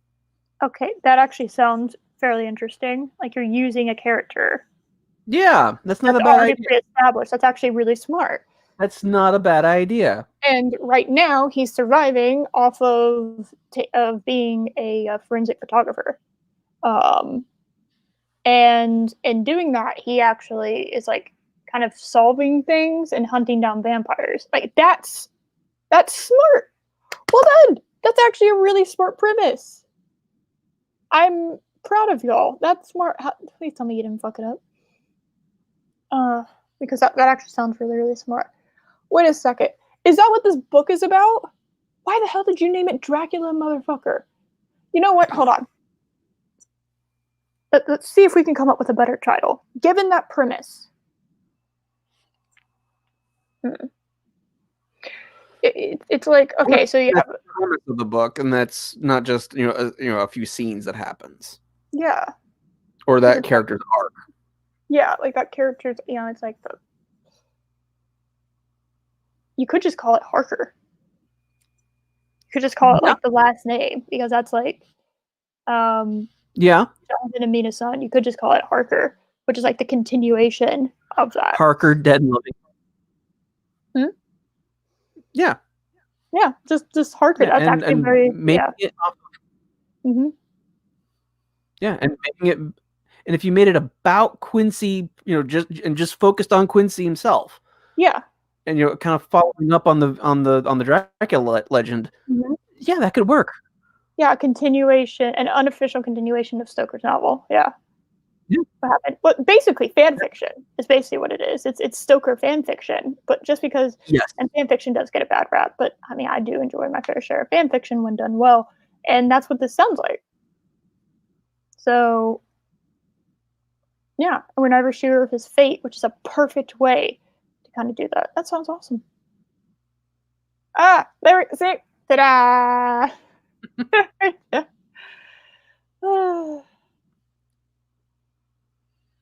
Yeah, that sounds really smart. I like that. Damn it! Yeah, just call it Harker, because Jonathan and Mina Harker are like a huge telling in like than Dracula, and you can make it all about that. So it's like Dracula going after or whatever they want to go after. It's like it goes after smaller vampires and then finds Dracula. You could make it so that he actually has to team up with Dracula. Because of some other thing that's happening. You could have like this huge, like, kind of backstory that he has, and you could have a lot of conflict between them. Kind of like when Piccolo had to team up with Goku. Initially, when the Saiyans came, and when the Saiyans came, the initial one, right? It's like the enemy of my enemy is my friend in that circumstance, kind of thing. That's what they could do. It would be like, I don't know, werewolves. They could bring werewolves in. There's a lot of stuff you could do with that. See, I'm getting excited over it, and I am at the same time starting realizing that they're not. They're not going to do it. They're not doing it. Okay, hold on. I guess this is between Mickey more than Jonathan and Quincy. Quincy is another nocturnal. What? Living off Los Angeles is dead. Did you make him a zombie? No close friends. Nobody knows him. What? And anyone who works night shifts knows what a weird display. How fucked would it be if Quincy became a vampire? And that's what it was. Well, yeah, but that would make sense. That he became a vampire, and like he's kind of cursed to continue as a vampire. I still don't like the title. The title's really bad. Numberless ways, no matter mission missing vanishes. Anyone who works night shifts know that what a weird placement it is to be up when everyone else is down, and vice versa. Or if you're an artist and you work at 3 a.m. on your stuff, it's distancing it in itself, and even more the admit of social media. But with social media, it's like, well, there's so many different time zones that anyone can be up at any hour. It's not weird. And Jonathan Harker, because I don't feel like they have to be familiar with Stoker's book before reading. What you do is you do Easter eggs, you encourage the other book that you're basing this off of to be read, right? Like that's what you do. That should be the goal. Yeah. I wonder why she wouldn't want anybody. I'm not liking this vampire fox. Exactly. I just what? What is this? Education? What is this? I don't know. I don't know what this is. Gee, I wonder why she wouldn't want anybody to read a classic horror thriller. Provided her with her source of inspiration. Maybe because it's so ideology influenced in Pale, besides Bram Stoker's classic thriller. She has a great premise. She has a great, wonderful premise. Well, in fairness, we think we know what the premise is. We're Okay. speculating, and our speculations have a lot of promise. All right. Our take on her premise has a lot of promise. Could be amazing. Like, it really could. That's really awesome. Maybe because it's her response suggests that she's not interested in promoting other people's literature other than her own. It is kind. I don't like the fact that she's like, well, you don't have to read the other book in order to understand my book, even though there's going to probably most likely have to be lots of references. I mean, work should be able to stand on its own. Yeah, it should, but there should, they can also be like references and Easter eggs. Easter eggs are fun. Yes, that's fine. Yeah, that's what I'm saying. Is like you shouldn't have to read it, but if you become a fan of it, point to the thing that inspired you, right? Like you shouldn't hate it. Like you shouldn't hate on it. Like I'll give you a good example. As much as people hate Star Trek 2009, it pointed me in the direction of original Star Trek because it actually did mix very well between new and old, to get new people in. And then you have like something like The Last Jedi, which literally tells you kill the past. Yeah. Like that's the difference I'm talking about here. Like you want to encourage people to watch the thing that inspired it or read the thing that inspired it, but you don't necessarily want them to have read it because then you lose a lot of potential new readers. Yes. So. And just off of your point, I mean, as much as I wish J.J. Abrams had never touched Star Trek because where it is now is a result of that happening. Yeah, I agree. Yes. But I will say it started with he wanted to bring new life into a franchise that had been non-existent for several years.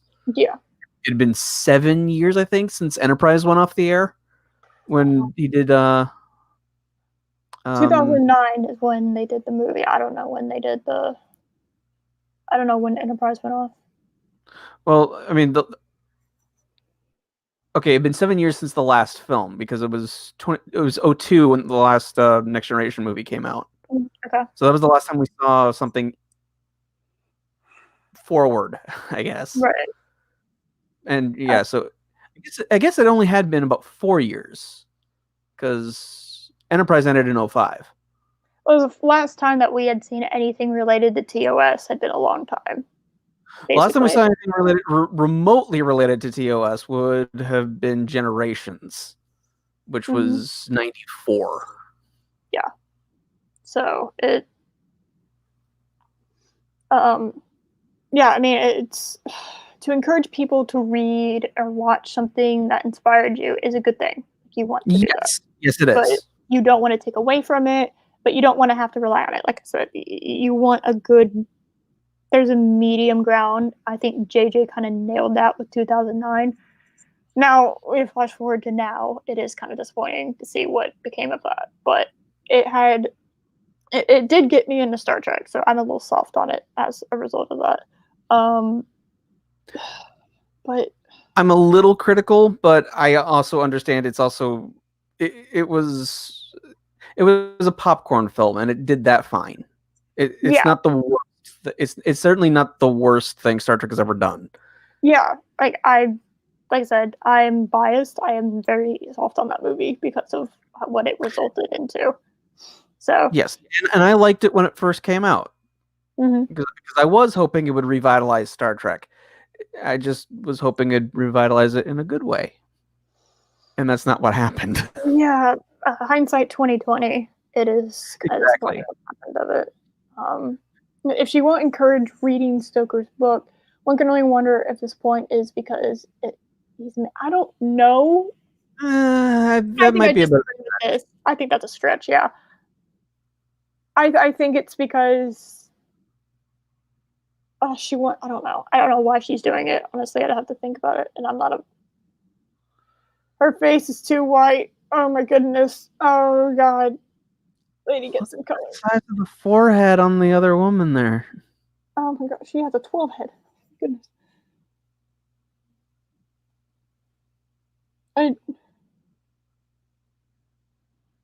I can't read shit. What is happening here?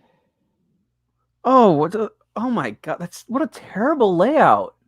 This is bad. White text on like pale backgrounds. Why would you do that? Oh no, this is bad. This is too stylized.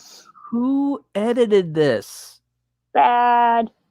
This is bad. Is this supposed to be Dracula? Because I like my Alucard better. I like Alucard better. What did you do to him? Oh. Oh my god, there are. Wait a minute. We are hating on the large forehead representation. I'm sorry. Yes. Forehead lives matter. Yep. Yep. So what happened to the whole idea of Dracula being like this disembodied just entity as opposed to something that has hands and a face? And a lot of crucifixes for some reason. Well, are those crucifixes? I thought this was leaving the graveyard.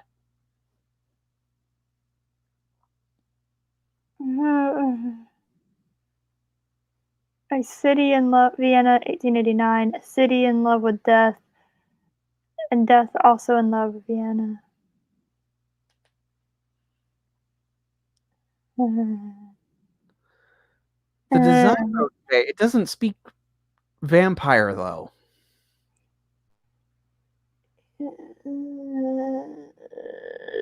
My eyeballs do not appreciate this.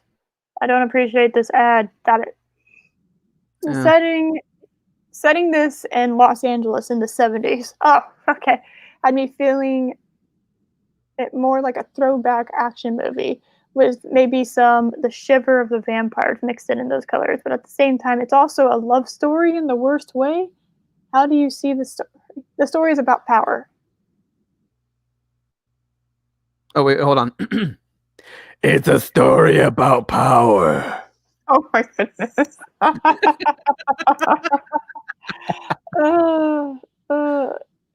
Those should be grave marks. Maybe they are. I don't know. Is it supposed? Okay, hold on. Is it? I think those are grave markers. Why is his coat that? I don't know. Oh wait! Oh wait! You're right. I didn't notice that, but yeah, they're like stopping at the edges along the. Yeah, it's his coat. That's why I was like, why is he wearing a coat of crosses? Oh. Yeah, that's why I said, why is he wearing? I thought it was just leaving the graveyard. No, I'm trying to figure out where the graveyard is. But no, no, this is hair, and that's his thing. Yeah, this is his coat. Yeah, that he's holding around it. Why? Well, if you're a disembodied, entity, you get chilly. Yeah, are those whiskers? Or this hair? He has like a 20,000 head. Like, all the hair starts back here. But he looks like a monster, so, Why does he have is he wearing blackface? Oh my goodness. It's meant to be Death. Death needs a makeover. Okay, that's what Death needs. Death needs help. This is not good. Come on, Death. You can be stylish. I know you can. Over here. What is this? What is this? Stop it. No. Stop with this nonsense. In a good or bad sense, and coming from which gender? Does she also put down the concept of romance? Well, I know it says Death, but it's a story. It's like, okay, so is Death a character? Because it was supposed to be about Dracula. So is Death a separate character, or is Death Dracula? I'm very confused. I don't know what this art is. I'm very confused by it. because like we have some. Okay, we're going back to it. We have some vampire teeth, relatively speaking. So it's like, is death? Are they now saying the entity known as death is Dracula is a vampire? Because that's kind of society breaking.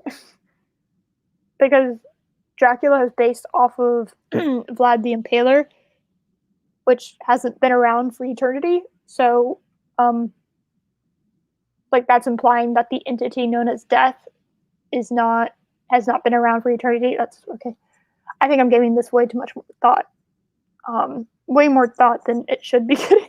But that doesn't make any sense. Damn it. It would be enhanced. You know what?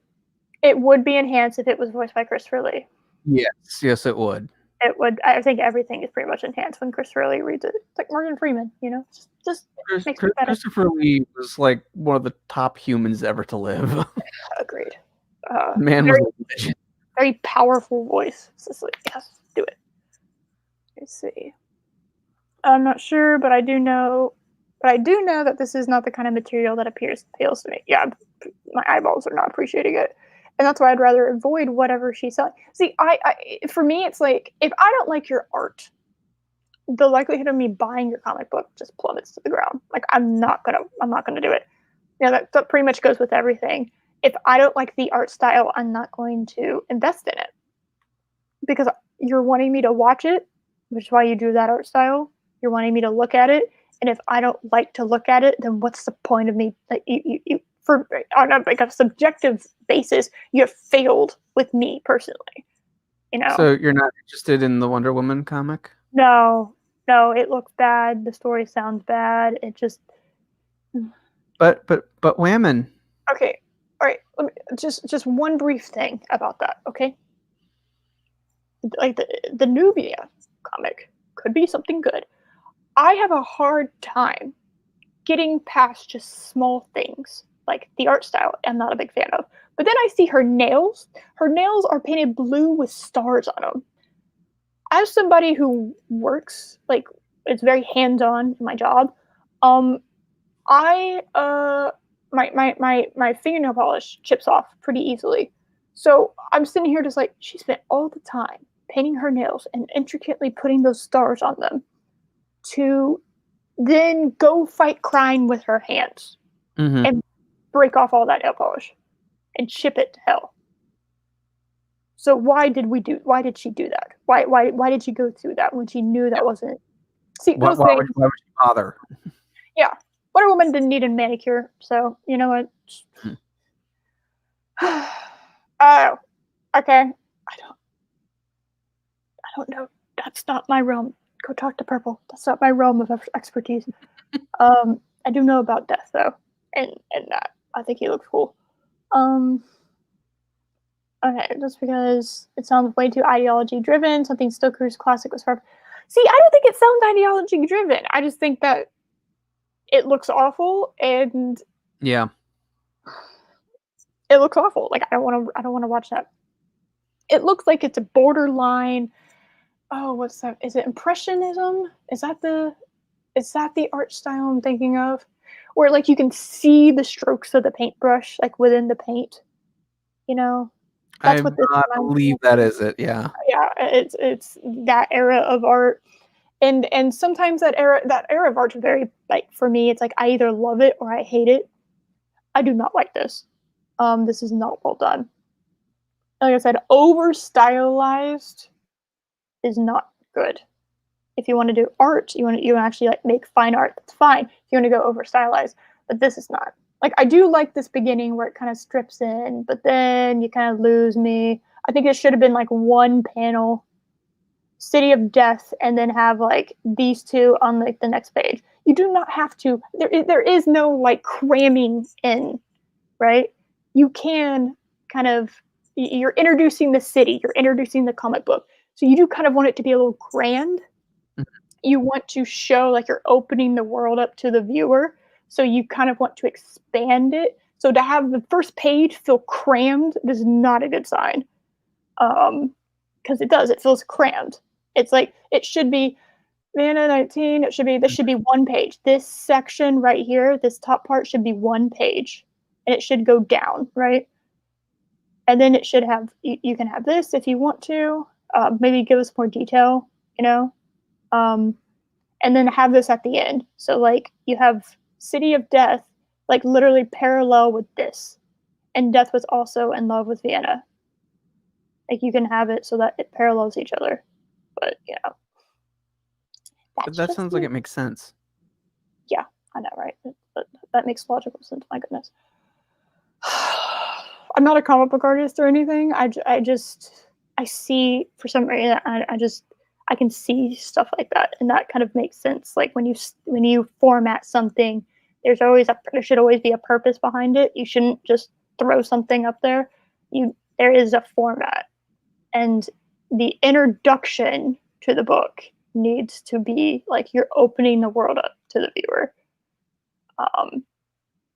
And the way that that's formatted, that's how I would have changed it to match with what they were trying to tell me. And I would have given this dude like a whole, kind of start him, kind of overlap it over here, and just like kind of have a whole long flowing thing. I got huge. And remove all the text on that one panel. Yeah. Like remove this. It's hard to read at all. It's like, what the hell does it say? It's terrible. Yeah, just have him be like huge. Or, what you could do is, because I see it, it's in love with death, she has a weapon, they're drinking wine, and obviously dead because gun dead. And then have him be kind of this grand character. Eris is an artist. There you go. That's my thing. I know I'm being vague, but I do have a Bachelor of Fine Arts, so I'm of artsiness, but I don't like to just label put one label of art on me because I love all types of art. So just to put a single label on me is kind of like I don't want to do that. Let's see. So I adored this take on Aquaman. See, me editing that was actually more fun than actually staring at the artwork. Ugh. That's annoying, isn't it? Because it looks cool. Oh my god, it looks so cool. Let's see. Oh my goodness. Okay, here we go. And good or bad taste in coming from which gender she also made down the concept. Okay, I think we did this. Yeah. Because the scene sounds way too ideology. I haven't heard yet that it's ideology driven. Rather than I'm not seeing that. She just said all powerful men are unattractive, which I don't know if that's offensive. I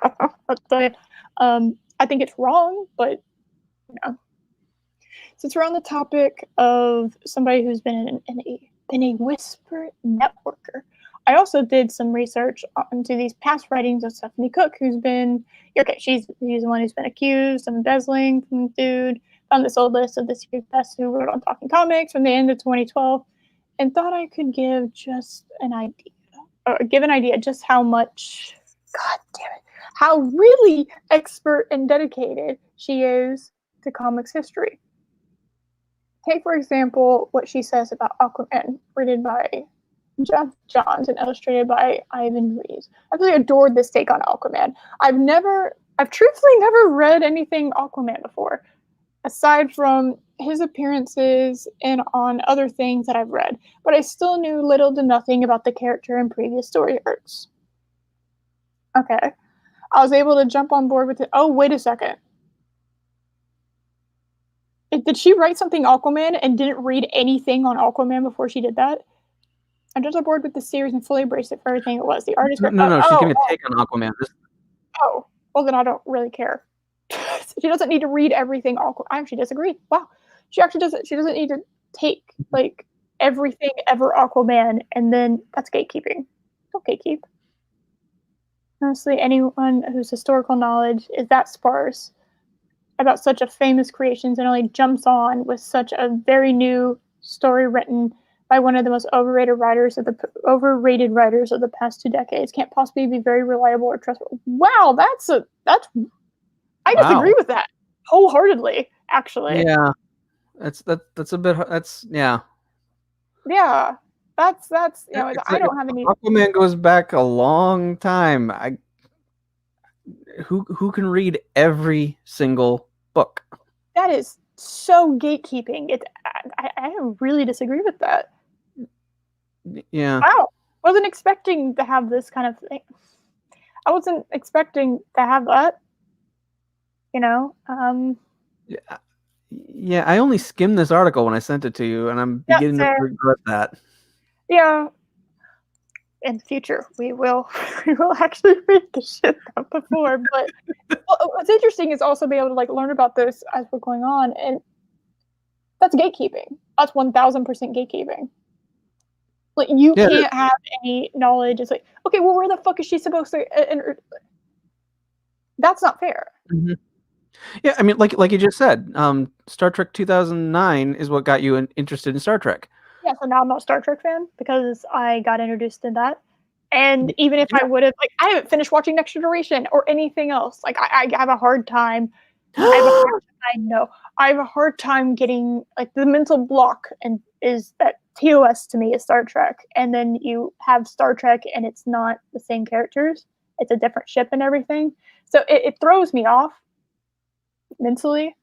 And I just, I do have a hard time. It is a mental block that I'm going to get over because I actually do want to finish watching like all of it. Um, it's like I just miss my boys on screen, and that's like saying I'm not a Star Trek fan because of that. That's silly. That's absolutely silly. Yeah, I mean, as someone who's been a Star Trek fan who was watching Next Generation while it was airing, I've been a Star Trek fan since I was 4. I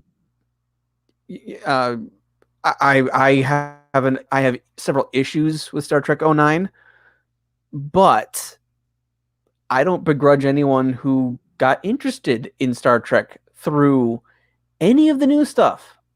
Yeah. Through 09 or any of the other Abrams films or even Star Trek Discovery. Yeah. I might question your taste, but it's not, I mean, if it gets you interested in being Star Trek, okay. I will not begrudge anyone that. Yeah. And yes. Your introduction to something is your introduction to something. By the way, yes, I have finished TOS. I have all the movies. I even have the animated series. So yes. Oh my god. Yes, I have it. I have the 50th anniversary edition actually in my living room. I think you're misunderstanding. Oh my god, I have that too. Aren't they saying that the comic writers should have some? Well, what I'm saying is she's not writing Aquaman. So yeah, I didn't. Yeah, I'm not getting that point. She's talking about Aquaman by Jeff Johns.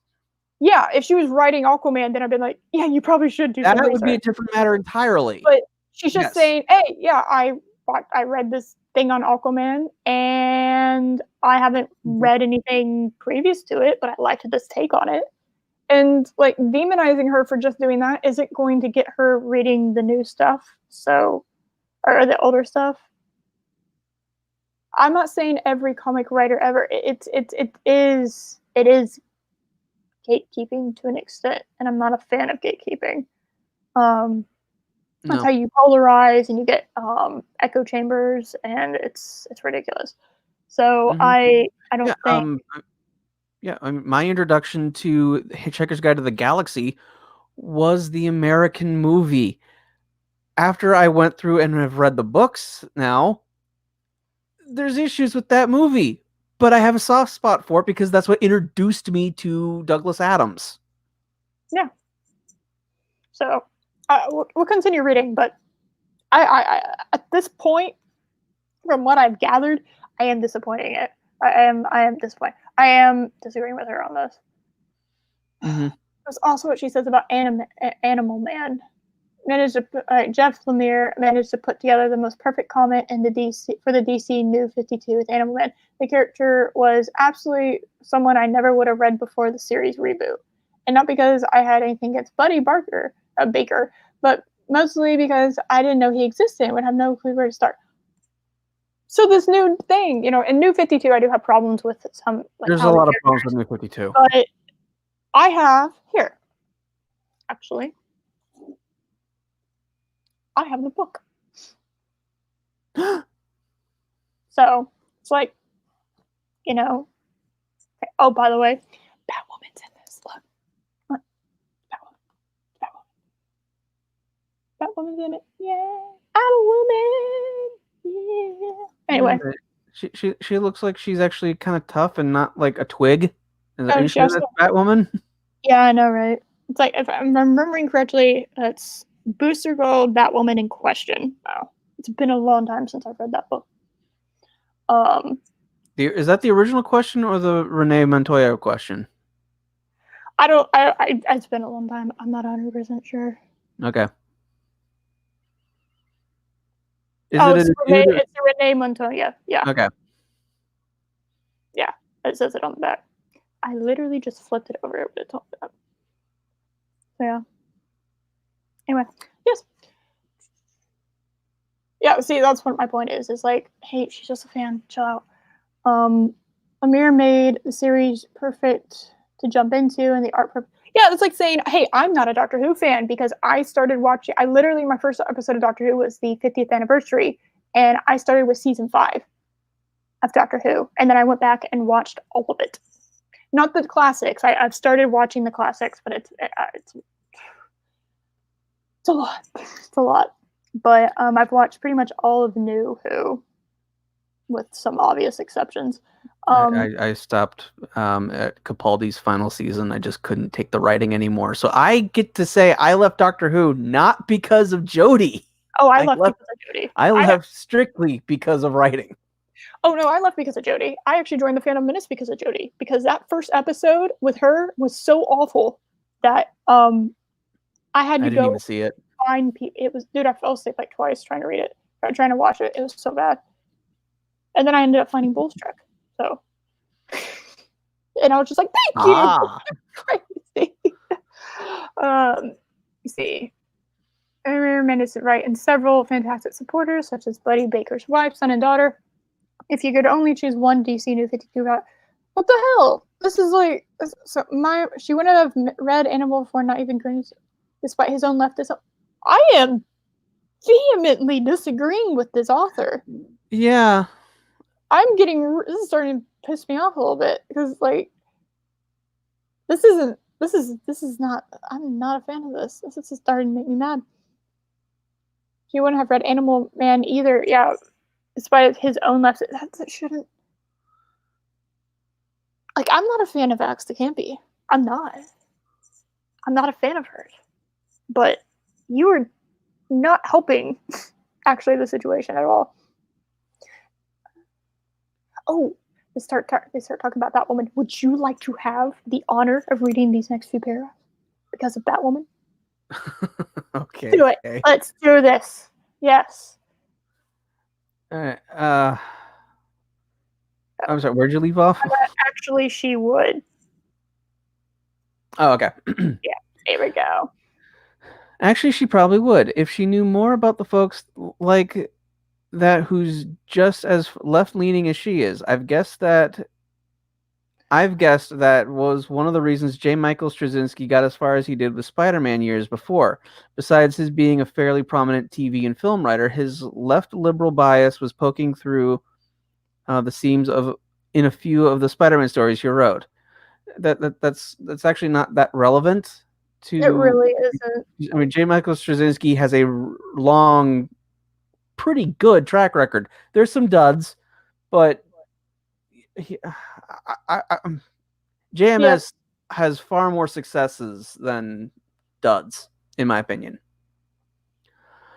2004's Sin's Past storyline is what served as a wake-up call to why JMS's writings weren't really worth their weight in gold. Since Lemire's politics are so in sync with here, I can't say I'm surprised she'd back his work in such a jiffy. She also put forth her thoughts on the Batwoman book written by J.H. Williams. Batwoman is phenomenal. Absolutely phenomenal. This is worth picking up for J.H. Williams the third's art in its initially. It eventually changes over to Amy Reeder, who's still good, but yeah, J.H. Williams III, who then jumps into the writer's seat and does a pretty bang up job of making it swell. Oh God. All right. This is a little silly, but you know what? She's a fan. Yeah. My only nitpick is that despite being incredible, it doesn't entirely stick with the philosophy of the whole reboot of the DC New 52. Okay, well, the New 52 had so many problems. Yeah, I agree. It spends a lot of time referring back to Batwoman I don't know. LG? LG. Sure. I don't know. So in that sense, it wasn't a proper reboot for me. Well, that was the whole thing with the New 52 that didn't work for me. They had been around for a while, so you didn't know what was canon and what wasn't. Yeah. Like Batgirl was Oracle for a while, and then she got better. What? How could whatever? Like they tried to like have it be both a continuation of the story and wiping the slate clean. I think that's ultimately why the New 52 had to be rebooted again. Anyway, to be fair, the only real book that you need to be familiar with is to really enjoy this series through is Batwoman LG. So there's that. Nitpick aside, go read Batwoman. Kate Kane is a hot ass-kicking lesbian who doesn't take no shit from nobody. Go, girl! Yes. Coming from someone who clearly did little historical. God damn. Oh, I sorry. I have a thing against gatekeeping. I really do. Ugh. Who did little historical research because she's just reading this shit and telling her opinion. She's not writing for these. Exactly. So on anything that's got to be saying tons right now, how she uses profanity. What does that have to do with her? Yeah, seriously, she even had the following to say about a man whose dough she fleeced. You might know I now work for Bill Willings' personal assistant, and sometimes when I recommend fables, people seem to think I'm recommending it because I'm biased. I rebuild stories long before I ever knew him or had even spoken to him. Well, okay, it's hard to when you're working for someone, it's hard for you to like promote their work and it not come off as biased. Exactly. It's like even if you legitimately believe what that person is doing is quality work, you're going to come off as biased since you work for them. Of course. Yeah. I want to set the record straight. My opinions are not for sale. That's kind of admirable, right? Bill is a friend and my boss, but he's also a great inspiration to me, and I owe him much more than lying to people about his work. Yeah, because honestly, like just telling everyone that your friend's work is is really great and it's not is actually not helping any party in that situation. Right. Like you're lying, you're kissing your boss and your friend's ass.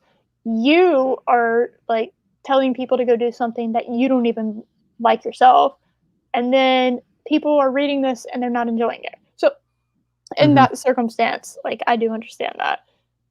And okay, but that's assuming she's not shilling and being paid for it, right? So that's just assuming from a very just a moral and standpoint. stealing $10,000. Yeah, right. God, that's not my job, and I would quit if I was ever asked to compromise my opinion to promote anything that I didn't genuinely enjoy. Admirable.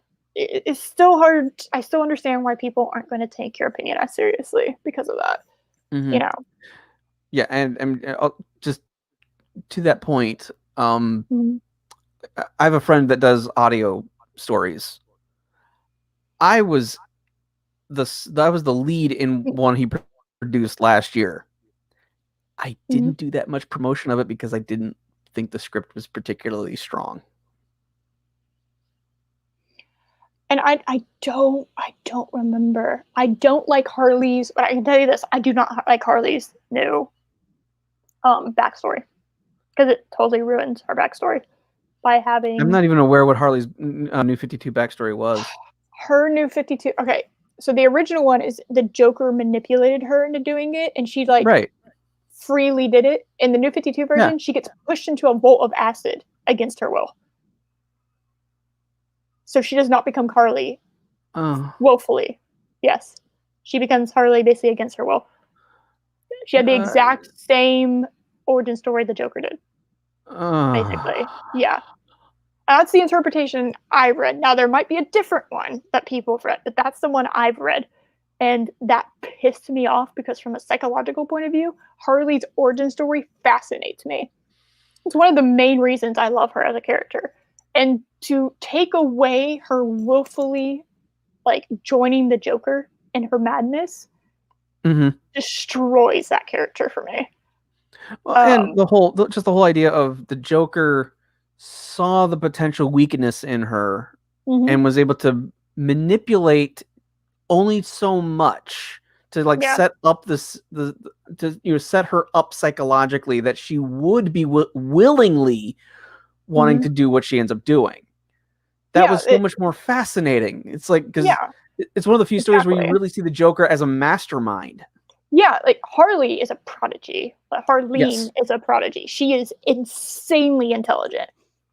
And so as a, like, but she's arrogant and she's very ambitious. She's overconfident. And like, she takes on the Joker. I can take on the most psychologically damaged person in history. Write a book about him and get famous because of it. Yep. It's all for her own glory. Joker senses that, figures it out, flips it on her head, makes her into Harley Quinn, basically.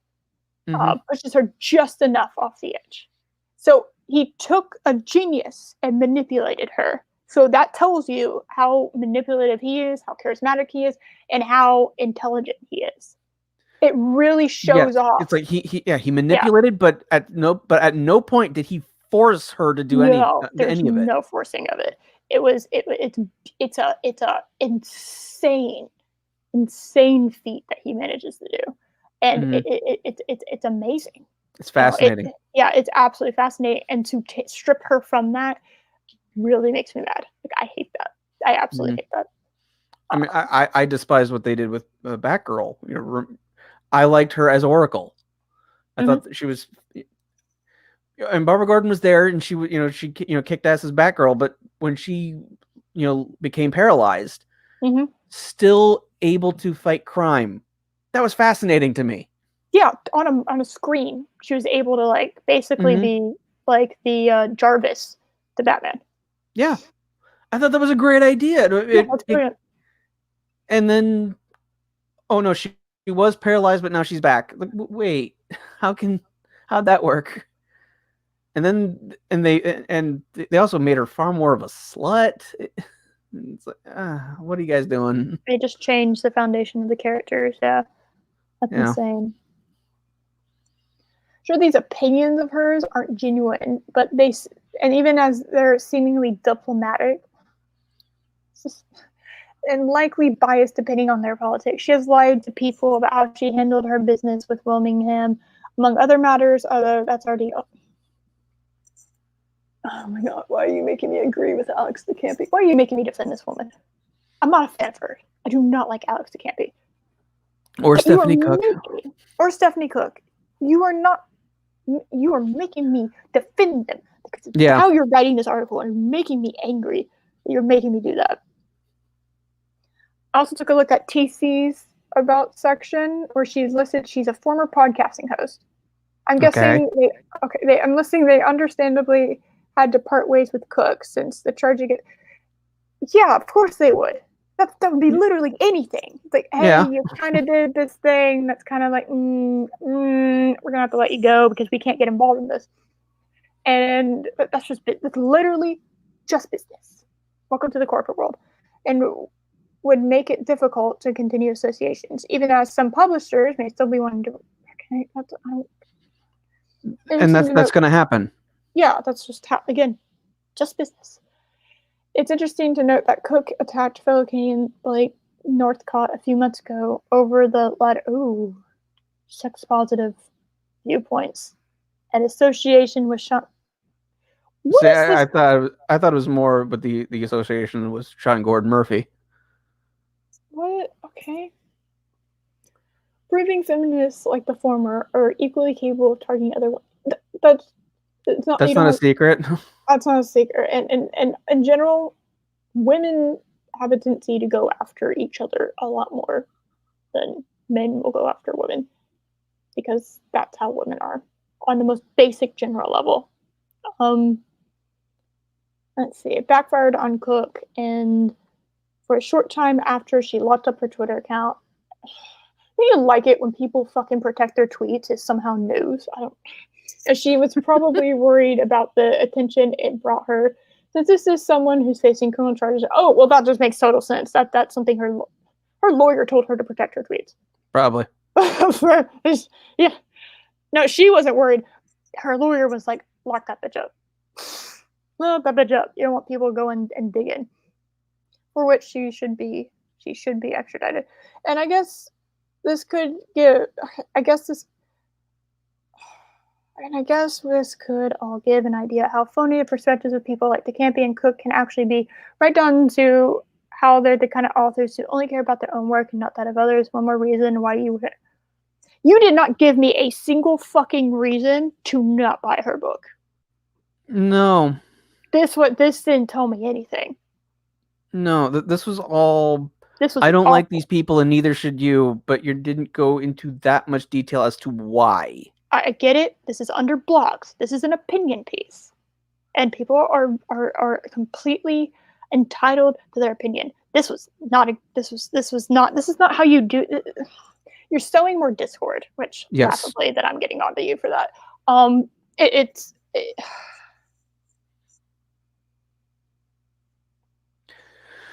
didn't. Yeah.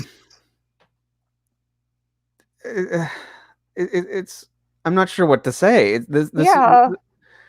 It's like, this is just bashing men. Okay. I didn't see you provide any evidence for that. Like, this is just them bashing conservatives because, or they don't like Bram Stoker's Dracula because it was written by a man. I didn't see any evidence of you providing that point. You didn't back that up.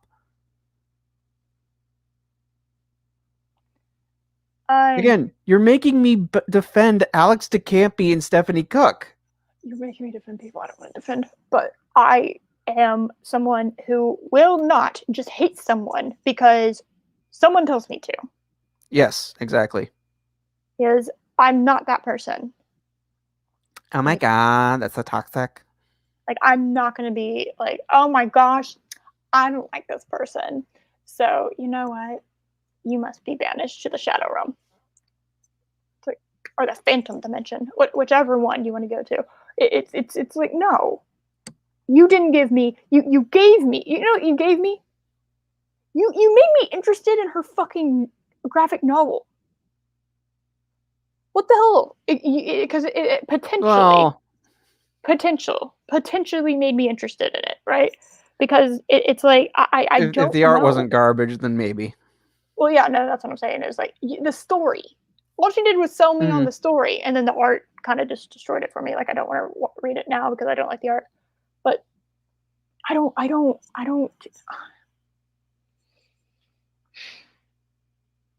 spent more time getting onto this person for how they're writing, and this is not helpful. I don't agree with this at all. Not at all, but the majority of it, I don't agree with. Like, there's a lot of gatekeeping in here. There's a lot of, and I love Blameful, but this was bad. This was not a good take. No. I'm kind of a bit disappointed, but. And I guess we should be grateful that it's showing that we can be objective about these things. Oh my god! Oh, objectivisms. Oh my goodness! Oh, we did it! Enlightened centricism. Yes. Wait. we can criticize both sides. Mm-hmm. You know, it's not tribalistic. Like, I feel like I just gave more critique than anything. This is just like, I don't like this person, and to be fair, I don't like this person either. But you didn't tell me anything in this to make me think and agree with you on this. It's like, okay, so what did she say? All powerful men are laughably unattractive. Okay, I don't agree with that, but I don't know where she stands on what she feels like about men. It could be explained. You could have gone into that, you know. It's like, oh, well, most likely it's because of this, and give me proof and give me evidence. Like, but I didn't get any of that. It's like power itself is so terrifying. If he wants to distill Dracula, that he didn't give me this. Look at the men; they're almost laughably. That's not. Mm-hmm. I'm trying. It's like I don't know how I can argue an opinion like that, where it's like so subjective about whether or not you find certain people attractive. Yeah. But it's like I don't know. I just don't feel like that's true because you're making an objective statement over something that is very. And is it look at all powerful men? In my opinion, they're just like laughably unattractive. That's what she could have said, but she made a Mm-hmm. state of fact. And then the author then took that one little thing and went, see, this person hates all men just like they hate Dracula. Like, I'm not seeing the connections. I'm not either. We're jumping to conclusions here. Now, I don't like the title either. Dracula motherfucker. I'm not a big fan of that. That's going to drive people away just by that self. Oh, of course. It's an awful title. And the art didn't win me over, or the Dracula design. No. I don't want people to feel like they have to be familiar with Dracula before reading any Dracula. Yeah, I agree with that statement. Actually, I don't feel like people. Yeah, the work should be able to stand on its own. Yes, I agree with that. Now, your art or your work, because she's talking about how it's been inspired by it, she's already planted the seeds of people wanting to read that if they like this thing that she's creating. So in a way, she's already doing what I told her to do. But she's listened to me, but like it's just. Mm-hmm. And I think Colin mentioned it earlier, but he said something like Dracula is so ingrained in our culture, you don't really need that backstory since most people would know the basics just through osmosis.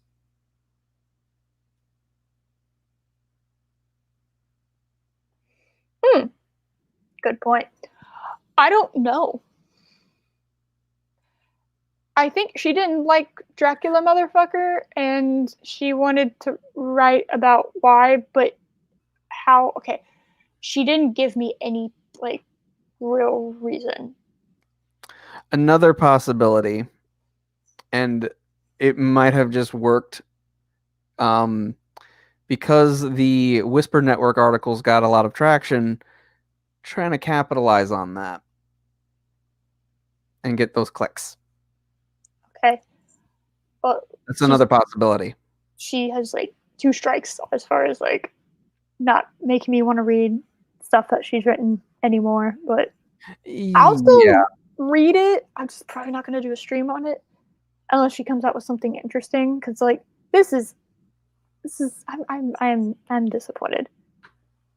She could, there's different ways she could have done this, you know. Could have gone after the art style, you know. Mm-hmm. Not a big fan of art style. And like I said, it is pretty much it says blogs, so yeah, it's probably an opinion piece, you know. But again, all I did was just really skim it before I sent it to you, and I'm not a bit more substantial in this. I'm not upset. It in a way, it's like, well, we've managed to prove our that we have said in the past, which is like we're objective. That's the strive, so that we're trying to be objective, and that will take both sides, like point of views in consideration. And if we don't agree with someone, it doesn't matter who Like they are. Like I said, I love Bleeding Full. I think it's a really great website. I just don't like this take. No, this take is filled with opinions, and they're not backed up by much. It's like it was fueled purely by emotion. Mm-hmm. Oh, and, feels and, emotion. Yep. and letting feelings get in the way of fact. Mm-hmm. Because it's like, okay, so again, it's like, hey, she's gatekeeping right here and right here. Like, hey, she liked these two things. Mm-hmm. She's reading comics. You know what I mean? Do you Yeah. know how many are now not reading comics? She's actually interested in it. She's actually doing that. You know, it's like at least that. But you getting onto her for getting where she started in reading, is it going to make her want to read the older stuff? So thanks for making me fucking defend this. People I don't enjoy and like. But if something is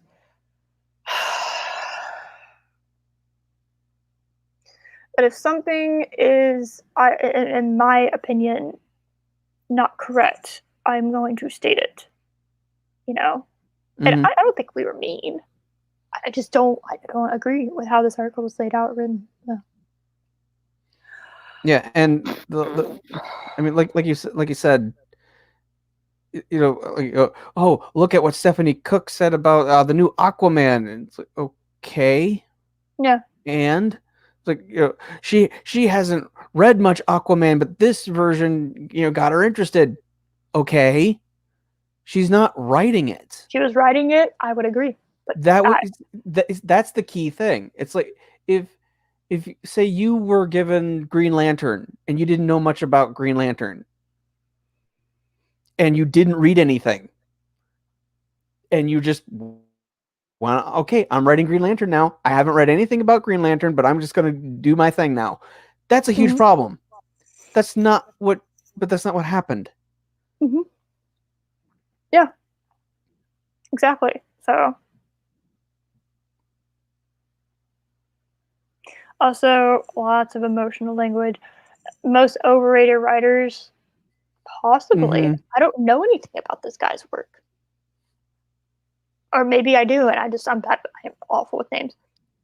But Jeff Johns is hit and miss. I liked Blackest Night. oh, he did Darkest Blackest Night. Night? Or yeah, he did that? Okay. Yep. All right. With EBS. Yeah, I thought that story was great. So she doesn't like Jeff Johns. Okay. And she doesn't like this. This is cherry picking. This is a lot of straw manning, actually. Lots of straw manning too. This is not kind of bummed out, you know, from this. Yeah, I was expecting better. I was expecting better, but hey, it's okay. So I guess that means next time we'll actually just we'll do the Nick Rekieta video. Yeah, we'll figure out. That should be a lot more interesting. Yeah, Nick Rekieta is very interesting. I was following a lot of his stuff around the Big Mignona thing. So his thoughts on the case were very interesting, to say the least. Let's see. So let's see what my schedule is going to be. I'm out of town next weekend. As far as I'm aware, that might change, but as far as I'm aware, I'm out of town next weekend, so I'm not going to have a stream. But the following weekend. So you're leaving us and then just abandoning us completely. Yes, I am. That's what I'm doing. Oh my goodness. And then the following week, which is actually I have to open this. Okay, which is the 3rd. So the 3rd of October. I think that's when we're gonna do this, the Rekieta thing. That's when we're gonna, right? Is that what we said? Yeah, sure. Is that what we're doing? Okay. Yeah, I can. Provided my new house has internet by that point, it should. Okay. I'm scheduled to be on the Valkyries that Wednesday. Okay. All right. So I'm hoping he'll be back up. All right. Well, if it isn't, well, I'll figure something out for the 3rd. That's like in a couple weeks, so it's not a big deal. But anyway, did you have fun? Did you enjoy yourself? I did. I always have fun when I get to talk to you. I am great. I agree. You're so humble too.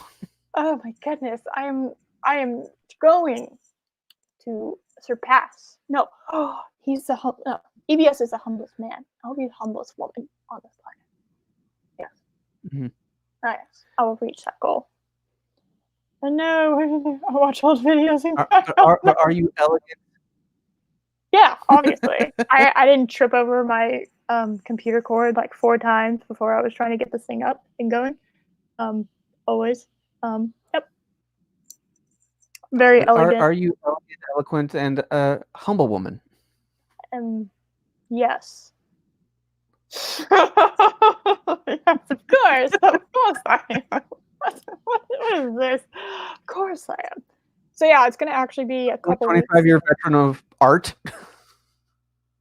Technically speaking, yes, because I am 25 years old. Yes, when I was born with a Prisma colored pencil in You my were hand. born with a paintbrush in your hands. Yes, there we go.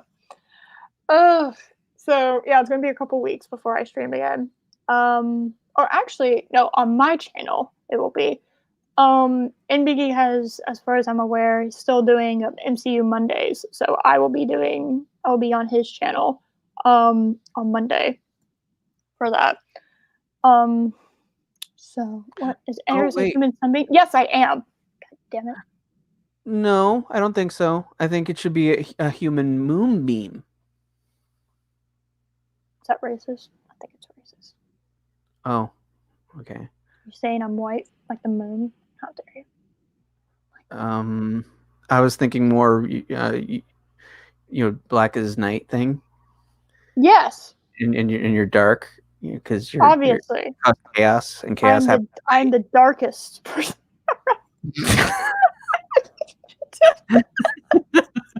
I'm gonna get nuked. I need to go. I'm gonna get nuked off this platform.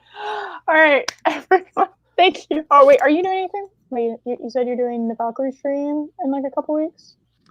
Anything else? Oh, provided I have internet, I will be on the Valkyries on the 30th. Yeah, Oh, that's Wednesday the 30th. All right. So not next week, the week after. Yes. Yes. Okay. I don't anticipate having much internet after next Friday for a little while. Boo. That was like the first thing I got set up, I think. Oh, yeah. It will be up real soon, but you got to travel and whatever. And yep. So isn't a moonbeam just reflected off the sun? Oh God, look at him. That is true. That is true. Fucking science derailing our conversation. Yes. Actually. Well, how about the brightest star in the sky? Yes, we can do that. Which I guess is the sun. Never mind. We can do that too. That moment when you're on stream and you forget the sun is a star. Damn it. Oh my goodness. All right, we're embarrassing the hell out of ourselves. I think we're gonna go. Oh, what else is new? We're gonna go before we continue doing this yep. So I will see y'all Monday on MB Geeks channel, and if I'm invited anywhere else and have time. Wherever that's gonna be. I don't know. I might announce it. Maybe I'll forget. Always be on my channel. Always look for me on YouTube. Just always be 24/7. Always look out for it. Don't do that. That's called stalking. That's creepy. Don't do that. Anyway. Or they can just be on your show and then re-listen to your show multiple times because they're that much of a narcissist. Do that. Like I am. Yeah, do that. Make sure you do that. Listen to all of my things, multiple times a day, for no other reason than I told you to do so, because I'm that interesting of a human being. Anyway, so. Oh, I wasn't talking about you. I was talking about me. I love my own voice. I was talking about me. I listen. Oh, that's fair. That's fair. Yeah, we'll both be narcissists in our own way. That works. Anyway, all right. Thank y'all so much for coming. And I will see y'all on Monday. Bye, everyone. Bye, everyone.